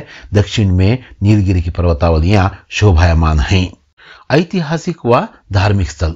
कर्नाटक में कई ऐतिहासिक व धार्मिक स्थल हैं. बेलूरू, हळेबीडु, बादामि, ऐहोळे, पट्टदकल्लु, मैसूरू, धर्मस्थಳ आदि यहाँ अनेक ऐतिहासिक व धार्मिक स्थल हैं. ये स्थल हमारे ಅಂತ ಇದೆ, हमारे ಮಾಡ್ಕೋಬೇಕು, ಮಾರ್ಗೆ ದೀರ್ಘ ಬರಬೇಕು. हमारे ऐतिहासिक धरोहर हैं और धार्मिक स्थलों से हमारी आस्था जुड़ी हुई है. शिक्षा व विज्ञान के क्षेत्र में देन. शिक्षा और विज्ञान के क्षेत्र में कर्नाटक की अपनी एक अलग पहचान है. Sir C V Raman, sir M Visvesvaraya, doctor CNR Rao, doctor Shakuntala Devi जैसे दिग्गजों ने वैज्ञानिक के क्षेत्र में योगदान दिया है. नारायण मूर्ति ने अपनी महत्तर उपलब्धियों से कर्नाटक को विश्व पटल में अंकित किया है. सन 2013 में डॉक्टर CNR राव को सर्वोच्च पुरस्कार भारत रत्न प्राप्त हुआ है. उपसंहार ಕೊನೆಯ ಭಾಗ ಏನಂದ್ರೆ निष्कर्ष. कर्नाटक राज्य एक अनोखा और सुंदर राज्य है. यहाँ की कला, साहित्य आदि भी अपना ही देन दिए हैं. यह हमारा समृद्ध राज्य है. ಇಷ್ಟನ್ನು ನಾವು ಉಪಸಂಹಾರದಲ್ಲಿ ಬರೀಬೇಕು. ಬಾಲಶಕ್ತಿಯಿಂದ ಪ್ರಶ್ನೆ ಉತ್ತರಗಳನ್ನು ನಾವು ನೋಡೋಣ. गांव की सफाई के लिए बालक क्या काम करते हैं? गांव की सफाई के लिए बालक रोज़ 1 घंटा समय निकालते हैं. गांव के कई गड्ढों को मिट्टी से ढांपते हैं. गांव का कूड़ा कचरा डालने के लिए निश्चित जगह बनाते हैं. गांव भर कई तरह के पेड़ लगाते हैं. गांव को आदर्श गांव कैसे बनाया जा सकता है? गांव को आदर्श गांव बनाया जा सकता है, उसे स्वच्छ और सुंदर बनाना है, गांव की सफाई के लिए समय निकालना है, गांव के कई गड्ढों को मिट्टी से ढांपना है, गांव का कूड़ा कचरा डालने के लिए निश्चित जगह बनाना है, गांव भर कई तरह के पेड़ लगाना है. ನೋಡಿ, ಮೊದಲನೇ ಪ್ರಶ್ನೆಗೆ ಆ ಥರದ ಆನ್ಸರೇ ಇದಕ್ಕೂ ಕೂಡ ನಾವು ಬರೀಬೇಕು. कलेक्टर साहब ने बच्चों की बड़ाई में क्या कहा? कलेक्टर साहब ने बच्चों की बड़ाई में कहा कि इन बच्चों की जितनी बड़ाई की जाए कम है. इन सब ने मिलकर गांव को स्वच्छ सुंदर बनाया है. बाल शक्ति के कारण गांव एक आदर्श गांव बन गया है ಅಂತ कलेक्टर साहबರು ಹೇಳಿದರು. 35ನೇ ಪ್ರಶ್ನೆ ನಿಮ್ಗೆ ಗೊತ್ತಿರೋ ಹಾಗೆ ಕೋಶಿಶ್ ಕರ್ನೆ ವಾಲೋಂ ಕಿ ಕಭಿ ಹಾರ್ ನಹೀ ಹೋತಿ ಪದ್ಯದ ಪ್ರಶ್ನೆಯನ್ನ ಕೇಳಿರ್ತಾರೆ. ಈ ಕೊನೆಯ ಪ್ಯಾರಾಗ್ರಾಫ್ನ ಮೊದಲ 4 ಸಾಲುಗಳನ್ನು ನಾವು ನೆನಪಿಟ್ಕೊಂಡು ಬರೀಬೇಕು. अस्वच्छता एक चुनौती है, इसे स्वीकार करो, क्या कमी रह गई देखो और सुधार करो, जब तक न सफल हो नींद चैन को त्यागो तुम, संघर्ष का मैदान छोड़कर मत भागो तुम. 10 ಪ್ರಶ್ನೆಗಳಲ್ಲಿ ಪರೀಕ್ಷೆಗೆ ಕೇಳಬಹುದಾದಂತಹ ಮುಖ್ಯ ಪ್ರಶ್ನೆಗಳತ್ತ ಗಮನ ಹರಿಸೋಣ. 23ನೇ ಪ್ರಶ್ನೆ ನಿಮ್ಮ ಕ್ವೆಶ್ಚನ್ ಪೇಪರ್ ಅಲ್ಲಿ. ಒಟ್ಟಿನಲ್ಲಿ ಪ್ರಶ್ನೆಗಳಿಗೆ ಸರಳವಾಗಿ ಉತ್ತರಿಸಿ ಪರೀಕ್ಷೆಯಲ್ಲಿ ಸಫಲತೆಯನ್ನ ಕಾಣೋಣ. ಈ 10 ಪ್ರಶ್ನೆಗಳ ಉತ್ತರವನ್ನು ಕಂಡುಕೊಳ್ಳೋಣ.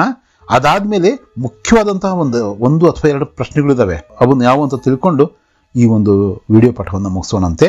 ಮೊದಲು ಬೇಗ ಈ 10 ಕ್ವೆಶ್ಚನ್ ಆನ್ಸರ್ಗಳನ್ನ ನಾವು ನೋಡೋಣ. ಮೊದಲನೇ ಪ್ರಶ್ನೆ ಯಾವುದಿದೆ? ಸೌರಮಂಡಲ ಕಾ ಸಬ್ಸೆ ಬಡಾ ಗ್ರಹ ಕೌನ್ ಸಾ ಹೈ? ಸೌರಮಂಡಲದ ಅತ್ಯಂತ ದೊಡ್ಡ ಗ್ರಹ ಯಾವುದು? ಗೊತ್ತಿದೆ ತಾನೆ ನಿಮಗೆ? ಗುರುಗ್ರಹವು ಸೌರಮಂಡಲದ ಅತಿ ದೊಡ್ಡ ಗ್ರಹ ಅನ್ನೋದು ಗೊತ್ತು ನಿಮಗೆ.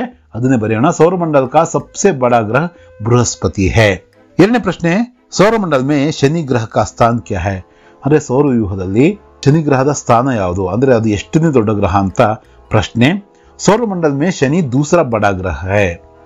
ಶನಿ ಗ್ರಹದ ಸ್ಥಾನ ಎರಡನೇ ಸ್ಥಾನ, ಎರಡನೇ ಅತಿ ದೊಡ್ಡ ಗ್ರಹ ಅದು. ಪೃಥ್ವಿ और सूर्य में कितना फासला है? ಭೂಮಿ ಮತ್ತು ಸೂರ್ಯ ನಡುವಿನ ಅಂತರವೆಷ್ಟು ಅನ್ನೋದು ಪ್ರಶ್ನೆ. पृथ्वी और सूर्य में करीब 15 करोड़ किलोमीटर का फासला है. ಸುಮಾರು 15 ಕೋಟಿ ಕಿಲೋಮೀಟರ್ನ ಡಿಸ್ಟೆನ್ಸ್ ಇದೆ. ಶನಿ ಕಿಸ್ಕಾ ಪುತ್ರ है?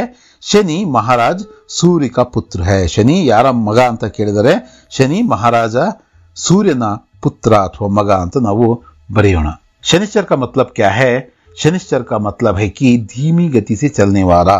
ನಾವು ಮೊದಲೇ ಹೇಳಿದಂಗೆ ಪಾಠದಲ್ಲಿ ನಾವು ಚರ್ಚೆ ಮಾಡಿದೀವಿ. ಶನಿಶ್ಚರ ಅಂದ್ರೆ ನಿಧಾನಗತಿಯಲ್ಲಿ ನಿಧಾನವಾದಂತಹ ವೇಗವನ್ನ ಪಡ್ಕೊಂಡಿರ್ತಕ್ಕಂಥದ್ದು, ಅಂದ್ರೆ ನಿಧಾನವಾಗಿ ಚಲಿಸುವವನು ಅನ್ನೋ ಅರ್ಥ ಕೊಡುತ್ತೆ ಶನಿಶ್ಚರ್. सूर्य का एक चक्कर लगाने में शनि को कितना समय लगता है? ಅಂದ್ರೆ ಸೂರ್ಯನ ಒಂದು ಸುತ್ತನ್ನ ಹಾಕೋದಕ್ಕೋಸ್ಕರ ಶನಿ ಗ್ರಹಕ್ಕೆ ಎಷ್ಟು ಸಮಯಾವಕಾಶ ಬೇಕು? सूर्य का एक चक्कर लगाने के लिए शनि को 30 वर्षों का समय लगता है. ಸೂರ್ಯನ ಸುತ್ತ ಒಂದು ಪ್ರದಕ್ಷಿಣೆ ಹಾಕೋದಕ್ಕೋಸ್ಕರ ಶನಿ ಗ್ರಹಕ್ಕೆ ಬೇಕಾಗುವ ಸಮಯ 30 ವರ್ಷ. ಶನಿ ಏಕ ರಾಶಿ ಮೇ ಕಿತನೆ ಸಾಲೋं तक रहता है? ಶನಿ ಗ್ರಹವು ಒಂದು ರಾಶಿಯಲ್ಲಿ ಎಷ್ಟು ವರ್ಷಗಳವರೆಗೆ ಇರುತ್ತೆ? ಅಂದ್ರೆ 2.5 ಸಾಲ್ ಅಂತ ಇದೆಯಲ್ಲ, ಅದನ್ನು ನಾವು ಬರೀಬೇಕು. ಶನಿ ಏಕ ರಾಶಿ ಮೇ ಕರೀಬ್ 2.5 साल तक रहता है. बहुत कम सूर्यताप किस ग्रह पर होता है?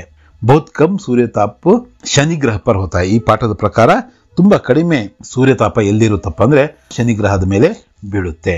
ಶನಿ का निर्माण किस प्रकार हुआ है? ಶನಿಯ ನಿರ್ಮಾಣ ಯಾವ ರೀತಿಯಲ್ಲಾಗಿದೆ ಅಂತಾನು ಕೇಳಬಹುದು. ಮತ್ತೆ ಅದರ ವಾಯುಮಂಡಲದ ನಿರ್ಮಾಣ ಯಾವ್ಯಾವುದರಿಂದ ಆಗಿದೆ ಅಂತಾನು ಕೇಳಬಹುದು. ಎರಡಕ್ಕೂ ಕೂಡ ಒಂದೇ ಉತ್ತರ. शनि ग्रह का वायुमंडल का निर्माण अथवा शनि ग्रह का निर्माण बृहस्पति की तरह हाइड्रोजन, हीलियम, मीथेन तथा एमोनिया से हुआ है. शनि ಗ್ರಹದ ನಿರ್ಮಾಣವು ಹೈಡ್ರೋಜನ್, ಹೀಲಿಯಂ, ಮೀಥೇನ್ ಹಾಗೂ ಅಮೋನಿಯಾದಿಂದ ಆಗಿದೆ ಅಂತಕ್ಕಂಥದ್ದನ್ನು ನಾವು ಬರೀಬೇಕು. सौरमंडल का सबसे बड़ा उपग्रह कौन सा है? सौरमंडल का सबसे बड़ा उपग्रह बृहस्पति का ಗ್ಯಾನಿಮೇಡ್ है. ಸೌರಮಂಡಲದ ಅತಿ ದೊಡ್ಡ ಉಪಗ್ರಹ ಗುರುಗ್ರಹದ ಗ್ಯಾನಿಮೇಡ್ ಅಂತಕ್ಕಂಥದ್ದನ್ನ ಬರೆದ್ರೆ ಈ 10 ಪ್ರಶ್ನೆಗಳಿಗೆ ನಾವು ಉತ್ತರ ಬರೆದ ಹಾಗಾಗುತ್ತೆ. ಹಾಗೇನೆ ಮೊದಲೇ ಹೇಳಿದಂಗೆ ಮುಖ್ಯವಾದಂತಹ ಪ್ರಶ್ನೆಗಳನ್ನ ನಾವು ಗುರುತಿಸೋದು 9ನೇ ಪ್ರಶ್ನೆ. शनि का निर्माण किस प्रकार हुआ है? शनि का निर्माण बृहस्पति की तरह हाइड्रोजन, हीलियम, मीथेन तथा एमोनिया से हुआ है. ಈ ಪ್ರಶ್ನೆಗೆ ಉತ್ತರವನ್ನ ಫಸ್ಟ್ ನಾವು ತಿಳ್ಕೋಬೇಕು. ಉಳಿದಂತೆ ಶನಿಶ್ಚರ का अर्थ क्या है? धीमी गति से चलने वाला ಅಂತ ಏನೋ ಓದ್ಕೊಂಡಿದೀವಲ್ಲ, ಅದನ್ನ ನಾವು ತಿಳ್ಕೋಬೇಕು. ಹಾಗೇನೆ सौरमंडल का सबसे बड़ा ग्रह कौन सा है अथवा शनि ग्रह का स्थान क्या है, पृथ्वी से सूर्य का कितना फासला है, ಇವೆಲ್ಲವೂ ಇಂಪಾರ್ಟೆಂಟು. ಒಟ್ಟು ನೀವು ಇವೆರಡು ಕ್ವಶನ್ಗಳನ್ನ ಯಾವನ್ನ ಶನಿ का निर्माण किस प्रकार हुआ है, शनिश्चर का अर्थ क्या है, ಇವೆರಡನ್ನ ಮಾತ್ರ ನೀವು ಪಕ್ಕ ತಿಳ್ಕೊಂಡು ಉಳಿದಂತ ಎಲ್ಲ ಪ್ರಶ್ನೆಗಳನ್ನು ಕೂಡ ಓದ್ಕೊಳ್ರಿ. ಇವು ಮುಖ್ಯವಾದಂತಹ ಪ್ರಶ್ನೆಗಳು. ಇಲ್ಲಿ ನಾವು ಸತ್ಯಕಿ ಮಹಿಮಾ ಪಾಠದ ಪ್ರಶ್ನೋತ್ತರಗಳು ಹಾಗೂ ಈ ಬಾರಿಯ ಪರೀಕ್ಷೆಗೆ ಯಾವ ಪ್ರಶ್ನೆಗಳು ಮುಖ್ಯವಾಗಬಹುದೆನ್ನುವ ಕುರಿತು ಚರ್ಚಿಸೋಣ. ನಿಮ್ಮ ಪ್ರಶ್ನೆ ಪತ್ರಿಕೆಯ 24ನೇ ಪ್ರಶ್ನೆ ಇದೇ ಪಾಠದಿಂದ ಕೇಳಲಾಗುತ್ತದೆ. 2 ಪ್ರಶ್ನೆಗಳಿದ್ದು ಅವುಗಳಲ್ಲಿ ಒಂದನ್ನು ಆಯ್ದುಕೊಂಡು ಉತ್ತರಿಸಬೇಕಾಗಿರುತ್ತದೆ ಅಷ್ಟೇ. ಬಹಳಷ್ಟು ಸುಲಭವಾಗಿ 2 ಅಂಕಗಳನ್ನು ಸಂಪಾದಿಸಬಹುದು ಈ ಪಾಠದಿಂದ. ಈಗ ಪ್ರಶ್ನೆ ಹಾಗೂ ಉತ್ತರಗಳನ್ನು ನಾವು ನೋಡೋಣ. ಅದರ ನಂತರ ಅದರಲ್ಲಿ ಬಹುಮುಖ್ಯವಾದಂತಹ ಪ್ರಶ್ನೆಗಳು ಅನ್ನೋದನ್ನು ನಾವು ತಿಳ್ಕೊಳ್ಳೋಣ ಎಕ್ಸಾಮ್ ಪಾಯಿಂಟ್ ಆಫ್ ವ್ಯೂ ಅಲ್ಲಿ. ಮೊದಲನೇ ಪ್ರಶ್ನೆ ಏನಿದೆ, ಸತ್ಯ ಕ್ಯಾ ಹೋತಾ ಹೈ ಉಸ್ಕಾ ರೂಪ್ ಕೈಸೆ ಹೋತಾ ಹೈ, ಸತ್ಯ ಹೇಗಿರುತ್ತೆ ಅದರ ಸ್ವರೂಪವೇನು, ಅಥವಾ ಸತ್ಯ का स्वरूप बताइए, ಈ ತರ ಕ್ವಶನ್ ಕೇಳ್ತಾರೆ. सत्य बहुत भोला भाला और सीधा साधा होता है, उसका रूप सरल होता है. ಸತ್ಯವು ಸೀದಾ ಸಾದಾ ಹಾಗೂ ಮುಗ್ಧತೆಯಿಂದ ಕೂಡಿರುತ್ತದೆ, ಅದರ ಸ್ವರೂಪ ಸರಳವಾದದ್ದು ಅಂತ ಬರೀಬೇಕು ನಾವು. झूठ का सहारा लेते हैं तो क्या क्या सहना पड़ता है, झूठ का सहारा लेते हैं तो उसे साबित करने के लिए और झूठों का सहारा लेना पड़ता है, मुंह काला करके अपमान को सहना पड़ता है. ಸುಳ್ಳಿನ ಮೊರೆ ಹೋದರೆ ಯಾವ ಯಾವ ಸಮಸ್ಯೆಗಳು ಎದುರಾಗುತ್ತವೆ, ಇದು ಪ್ರಶ್ನೆ. ಸುಳ್ಳಿನ ಮೊರೆ ಹೋದವರು ಅದನ್ನು ಸತ್ಯವೆಂದು ಸಾರಲು ಇನ್ನಷ್ಟು ಸುಳ್ಳಿನ ಸುಳಿಗೆ ಬೀಳಬೇಕಾಗುತ್ತದೆ, ಅದರಿಂದಾಗುವ ಅವಮಾನದಿಂದ ಕೊರಗಬೇಕಾಗುತ್ತದೆ. शास्त्र में सत्य बोलने का तरीका कैसे समझाया गया है, शास्त्र में सत्य बोलने का तरीका समझाया गया है कि सच बोलो जो दूसरों को प्रिय लगे, अप्रिय सत्य मत बोलो. ಶಾಸ್ತ್ರದಲ್ಲಿ ಸತ್ಯವನ್ನ ಹೇಳುವ ರೀತಿ ಹೇಗೆ ತಿಳಿಸಿದೆ, ಶಾಸ್ತ್ರಗಳಲ್ಲಿ ಸತ್ಯ ಹೇಳುವ ಬಗೆಯನ್ನ ಹೀಗೆ ತಿಳಿಸಲಾಗಿದೆ. ನಾವು ಹೇಳುವ ಸತ್ಯವು ಇನ್ನೊಬ್ಬರಿಗೆ ಹಿತಕಾರಿಯಾಗಿರಬೇಕು, ಅಪ್ರಿಯವಾದ ಸತ್ಯವನ್ನ ಹೇಳಬಾರದು. संसार के महान व्यक्तियों ने सत्य का सहारा लिया है, सोदाहरण समझाइए. संसार के महान व्यक्तियों ने सत्य का सहारा लिया है. राजा हरिश्चंद्र सत्य के लिए अपना सब कुछ गंवाया, फिर भी सत्य को ना छोड़कर आखिर में अप्रतिम कीर्ति के स्वामी बने. दशरथ सत्य वचन के लिए अपने प्राण त्याग दिए. महात्मा गांधी जी सत्य की शक्ति से ही अंग्रेजों को देश से निकाले थे. ಜಗತ್ತಿನ ಮಹಾನ್ ವ್ಯಕ್ತಿಗಳು ಸತ್ಯವನ್ನು ಆಶ್ರಯಿಸಿದರು, ಉದಾಹರಣೆಯೊಂದಿಗೆ ವಿವರಿಸಿ ಅನ್ನೋದು ಪ್ರಶ್ನೆ. ಜಗತ್ತಿನ ಮಹಾನ್ ವ್ಯಕ್ತಿಗಳು ಸತ್ಯದ ಮೊರೆ ಹೋದರು. ರಾಜ ಸತ್ಯ ಹರಿಶ್ಚಂದ್ರ ಸತ್ಯಕ್ಕಾಗಿ ಎಲ್ಲವನ್ನ ಕಳೆದುಕೊಂಡರು, ಸತ್ಯವನ್ನು ಮಾತ್ರ ಬಿಡದೆ ಅಪ್ರತಿಮ ಕೀರ್ತಿಗೆ ಪಾತ್ರರಾದರು. ದಶರಥ ಸತ್ಯಪಾಲನೆಗಾಗಿ ತನ್ನ ಪ್ರಾಣವನ್ನೇ ತ್ಯಜಿಸಿದರು. ಮಹಾತ್ಮ ಗಾಂಧೀಜಿಯವರು ಸತ್ಯದ ಶಕ್ತಿಯಿಂದಲೇ ಆಂಗ್ಲರನ್ನ ದೇಶದಿಂದ ಹೊರಗೆ ಕಳುಹಿಸಿದರು. महात्मा गांधी जी का सत्य की शक्ति के बारे में क्या कथन है, महात्मा गांधी जी का सत्य की शक्ति के बारे में यह कथन है कि सत्य एक विशाल वृक्ष है, उसका जितना आदर किया जाता है उतनी ही फल उसमें लगते हैं, उनका अंत नहीं होता. ಮಹಾತ್ಮ ಗಾಂಧೀಜಿಯವರ ಸತ್ಯದ ಶಕ್ತಿಯ ಕುರಿತಾದ ಹೇಳಿಕೆ ಯಾವುದು ಅನ್ನೋ ಪ್ರಶ್ನೆ. ಮಹಾತ್ಮ ಗಾಂಧೀಜಿಯವರ ಸತ್ಯದ ಶಕ್ತಿಯ ಕುರಿತಾದ ಹೇಳಿಕೆ, ಸತ್ಯ ಒಂದು ವಿಶಾಲವಾದ ಮರ, ಅದನ್ನ ಗೌರವಿಸಿದಷ್ಟು ನಮಗೆ ಸತ್ಫಲಗಳು ಸಿಗುತ್ತವೆ. ಸತ್ಯದ ಶಕ್ತಿ ಅನಂತ ಹಾಗೂ ಅಪಾರವಾದದ್ದು. झूठ बोलने वालों की हालत कैसे होती है, झूठ बोलने वालों की हालत बहुत बुरी होती है. व्यक्तित्व कुंठित होता है, इनसे लोगों का विश्वास उठ जाता है, इनके उन्नति के द्वार बंद हो जाते हैं. ಸುಳ್ಳು ಹೇಳುವವರ ಸ್ಥಿತಿ ಹೇಗಿರುತ್ತದೆ, ಸುಳ್ಳು ಹೇಳುವವರ ಸ್ಥಿತಿ ಕೆಟ್ಟದಾಗಿರುತ್ತದೆ, ಅವರ ವ್ಯಕ್ತಿತ್ವ ಮಂಕಾಗುತ್ತದೆ, ಅವರ ಮೇಲಿರುವ ವಿಶ್ವಾಸ ಕಡಿಮೆಯಾಗುತ್ತದೆ, ಅವರ ಔನ್ನತ್ಯದ ದ್ವಾರಗಳು ಮುಚ್ಚಲ್ಪಡುತ್ತವೆ. हर स्थिति में सत्य का अभ्यास क्यों करना चाहिए, हर स्थिति में सत्य का अभ्यास करना चाहिए क्योंकि सत्य की महिमा अपार है, सत्य महान और शक्तिशाली है. सत्य के सामने असत्य टिक नहीं पाता. ಎಲ್ಲ ಸಂದರ್ಭಗಳಲ್ಲೂ ಸತ್ಯವನ್ನಾಡುವ ಪರಿಪಾಠವನ್ನ ಏಕೆ ಬೆಳೆಸಿಕೊಳ್ಳಬೇಕು, ಎಲ್ಲ ಸಂದರ್ಭಗಳಲ್ಲೂ ಸತ್ಯವನ್ನಾಡುವ ಪರಿಪಾಠವನ್ನು ಬೆಳೆಸಿಕೊಳ್ಳಬೇಕು, ಏಕೆಂದರೆ ಸತ್ಯದ ಮಹಿಮೆ ಅಪಾರವಾದದ್ದು, ಸತ್ಯವು ಸಾಕಷ್ಟು ಬಲಶಾಲಿ ಹಾಗೂ ಮಹತ್ವವಾದದ್ದು, ಸತ್ಯದ ಎದುರು ಅಸತ್ಯ ನಿಲ್ಲಲಾರದು. ಇವು 7 ಪ್ರಶ್ನೆ ಉತ್ತರಗಳು ಸಹ ಮುಖ್ಯನೇ. ಇದರಲ್ಲಿ ಬಹುಮುಖ್ಯವಾದಂತಹ ಪ್ರಶ್ನೆಗಳು 2, ಯಾಕಂದ್ರೆ ನಾಳೆ ನಾವು ಬರೀಬೇಕಾಗಿರ್ತಕ್ಕಂಥದ್ದು ಒಂದೇ ಪ್ರಶ್ನೆಗೆ ಉತ್ತರ. ನಾವು ಕನಿಷ್ಠ 2 ಮುಖ್ಯವಾದಂತಹ ಪ್ರಶ್ನೆಗಳಿಗೆ ನಾವು ತಯಾರಾದರೆ ಅದರಲ್ಲಿ ಒಂದಂತೂ ಕೇಳಬಹುದು. ಹಾಗಾಗಿ ನಮಗೆ ಪೂರಕ ವಾಚನದಲ್ಲಿ ಮಾರ್ಕ್ಸ್ ಕಳ್ಕೊಳ್ಳತಕ್ಕಂಥ ಭಯ ಇರಲ್ಲ. ಯಾವ ಮುಖ್ಯವಾದಂಥ ಬಹುಮುಖ್ಯವಾದಂಥ ಪ್ರಶ್ನೆಗಳು ಅಂದರೆ ಸತ್ಯ ಕ್ಯಾ ಹೋತಾ ಹೈ ಉಸ್ಕಾ ರೂಪ್ ಕೈಸೆ ಹೋತಾ ಹೈ ಅನ್ನೋ ಒಂದು ಪ್ರಶ್ನೆ ಮುಖ್ಯವಾದಂಥದ್ದು, ಇಂಪಾರ್ಟೆಂಟು. ಹಾಗೆಯೇ ಇನ್ನೊಂದು ಪ್ರಶ್ನೆ ಮಹಾತ್ಮ ಗಾಂಧೀಜಿ ಕಾ ಸತ್ಯ ಕಿ ಶಕ್ತಿ ಕೆ ಬಾರೆ ಮೇ ಕ್ಯಾ ಕಥನ್ ಹೈ. ಇವೆರಡು ಪ್ರಶ್ನೆಗಳನ್ನು ನೋಡ್ಕೊಂಡ್ರೆ ಮತ್ತೆ ನಾವು ಅದನ್ನು ಆನ್ಸರ್ ಬರೆದ್ರೆ ನಮಗೆ ಎಕ್ಸಾಮಲ್ಲಿ ಇದಕ್ಕೆ ಮೀಸಲಾಗಿರುವ 2 ಅಂಕಗಳು ನಮಗೆ ಸಿಗ್ತವೆ. ನಾಗರಿಕ ಕರ್ತವ್ಯ ಈ ಕೊನೆಯ ಒಂದು 9th ಮುಖ್ಯವಾದ ಪ್ರಶ್ನೆಗಳನ್ನು ನಾವು ನೋಡೋದಾದರೆ, अकुल ने मीना मैडम से क्या कहा. अकुल ने मीना मैडम से कहा कि एक नागरिक की हैसियत से हमें अपने देश के राष्ट्रध्वज, राष्ट्रगान, राष्ट्रीय त्यौहार आदि का आदर करना चाहिए. सलमा ने क्या कहा.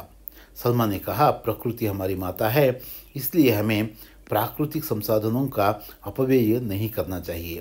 अपने पर्यावरण को स्वच्छ रखना भी हमारा दायित्व है. अनवर ने मीना मैडम से क्या कहा. अनवर ने मीना मैडम से कहा, समस्त देशवासियों के प्रति भाईचारे का भाव रखना और जाति, धर्म, भाषा, प्रदेश, वर्ग पर आधारित सभी भेदभावों से दूर रहना चाहिए. मीना मैडम ने छात्रों से अंत में क्या कहा. ಇದು ಪದೇ ಪದೇ ಕೇಳ್ತಾ ಇರೋ ಒಂದು ಪ್ರಶ್ನೆ. मीना मैडम ने छात्रों से अंत में कहा, आज के बच्चे कल के नागरिक हैं. विद्यार्थियों, अब से ही आप इन कर्तव्यों का पालन करना शुरू करो. इससे आपका हित तो होगा ही, देश का कल्याण भी होगा. ಕೊನೆಯ ಭಾಗಕ್ಕೆ ನಾವು ಬಂದಿದ್ದೀವಿ. 5 ಅಂಕದ ಪತ್ರವನ್ನು ಕೇಳಿದರೆ ನಾವು ಕಾಮನ್ ಆಗಿ ಏನು ಮಾಡ್ತೀವಿ, ಚುಟ್ಟಿ ಪತ್ರವನ್ನು ಬರಿತೀವಿ. ಯಾವುದಾದ್ರೂ ಕಾರಣವನ್ನು ತಿಳಿಸ್ತಾ 4 ದಿನದ ರಜೆಯನ್ನು ನಿಮ್ಮ ಪ್ರಧಾನಾಧ್ಯಾಪಕರಲ್ಲಿ ಕೇಳ್ರಿ ಅಂತ ಪ್ರಶ್ನೆ ಕೇಳಿದರೆ ನಾವು ಅದಕ್ಕೆ ಉತ್ತರವನ್ನು ಹೀಗೆ ಬರೀಬೇಕು. ಮೊದಲು ನಮ್ಮ ಅಡ್ರೆಸ್ಸು, ಪ್ರೇಷಕ್, ನಮ್ಮದು ಏನು ಹೆಸರಿರುತ್ತೋ ಅದನ್ನು ಬರೀಬಹುದು. ಇಲ್ಲಿ ಪ್ರಶ್ನೆ ಉತ್ತರ ಪತ್ರಿಕೆಯಲ್ಲಿ ಬರೀಬಾರದು ಅಂತಾರಲ್ಲ, ಅದು ಹಾಗಾಗಿ ಅಂತ ಬರೆದಿದ್ದೀವಿ. 10वीं ಕಕ್ಷಾ ಸರ್ಕಾರಿ ಪಾಠಶಾಲಾ ಚಿತ್ರದುರ್ಗ, ನೀವು ನಿಮ್ಮ ಊರಿನ ಹೆಸರನ್ನು ಹಾಕ್ಬೋದು. ಸೇವಾ ಮೇ ಪ್ರಧಾನಾಚಾರ್ಯ ಸರ್ಕಾರಿ ಪಾಠಶಾಲಾ चित्रदुर्ग. मान्य महोदय, विषय छुट्टी के लिए निवेदन पत्र.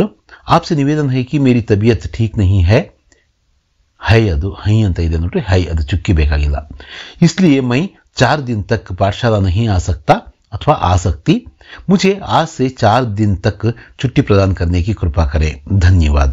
स्थान चित्रदुर्ग. दिनांक आपका आज्ञाकारी छात्र अथवा आपकी आज्ञाकारी छात्र IE. ಇಷ್ಟನ್ನ ನಾವು ಬರೆದ್ರೆ 5 ಅಂಕಗಳಿಗೆ 5 ಅಂಕಗಳು ಬರ್ತವೆ ನೋಡಿ. ಇದು ಎಷ್ಟು ಸಿಂಪಲ್ ಆಗಿ ಬಾಡಿ ಆಫ್ ದ ಲೆಟರ್ ಅಂತ ಕರಿತೀವಲ್ಲ, ಇದು ವಿಷಯ ಎಷ್ಟು ಸಿಂಪಲ್ ಆಗಿ ಬರೀಬೇಕು. ಯಾಕಂದರೆ ತಪ್ಪುಗಳು ಬರೀದಿಲ್ದಂಗೆ ತುಂಬ ಈಸಿಯಾಗಿ ನಾವು 5 ಅಂಕಗಳನ್ನು ನಾವು ಈ ಫ್ರಮ್ ಅಡ್ರೆಸ್ಸು, ಟು ಅಡ್ರೆಸ್ಸು ಹಾಗೂ ಈ ಸಂಬೋಧನೆ ಮಾಡ್ತಕ್ಕಂಥದ್ದು ವಿಷಯ, ಈ ಸ್ಥಳ ಮತ್ತು ದಿನಾಂಕ ಇವನ್ನೆಲ್ಲವನ್ನು ನಾವು ಬರೆದ್ರೆ 5 ಅಂಕಗಳಿಗೆ 5 ಅಂಕಗಳನ್ನು ತುಂಬ ಈಸಿಯಾಗಿ ನಾವು ಪಡ್ಕೋಬಹುದು. ಮುಂದಿನ ವಿಡಿಯೋ ಪಾಠದಲ್ಲಿ ಮತ್ತೆ ಭೇಟಿಯಾಗೋಣ. ಧನ್ಯವಾದಗಳು.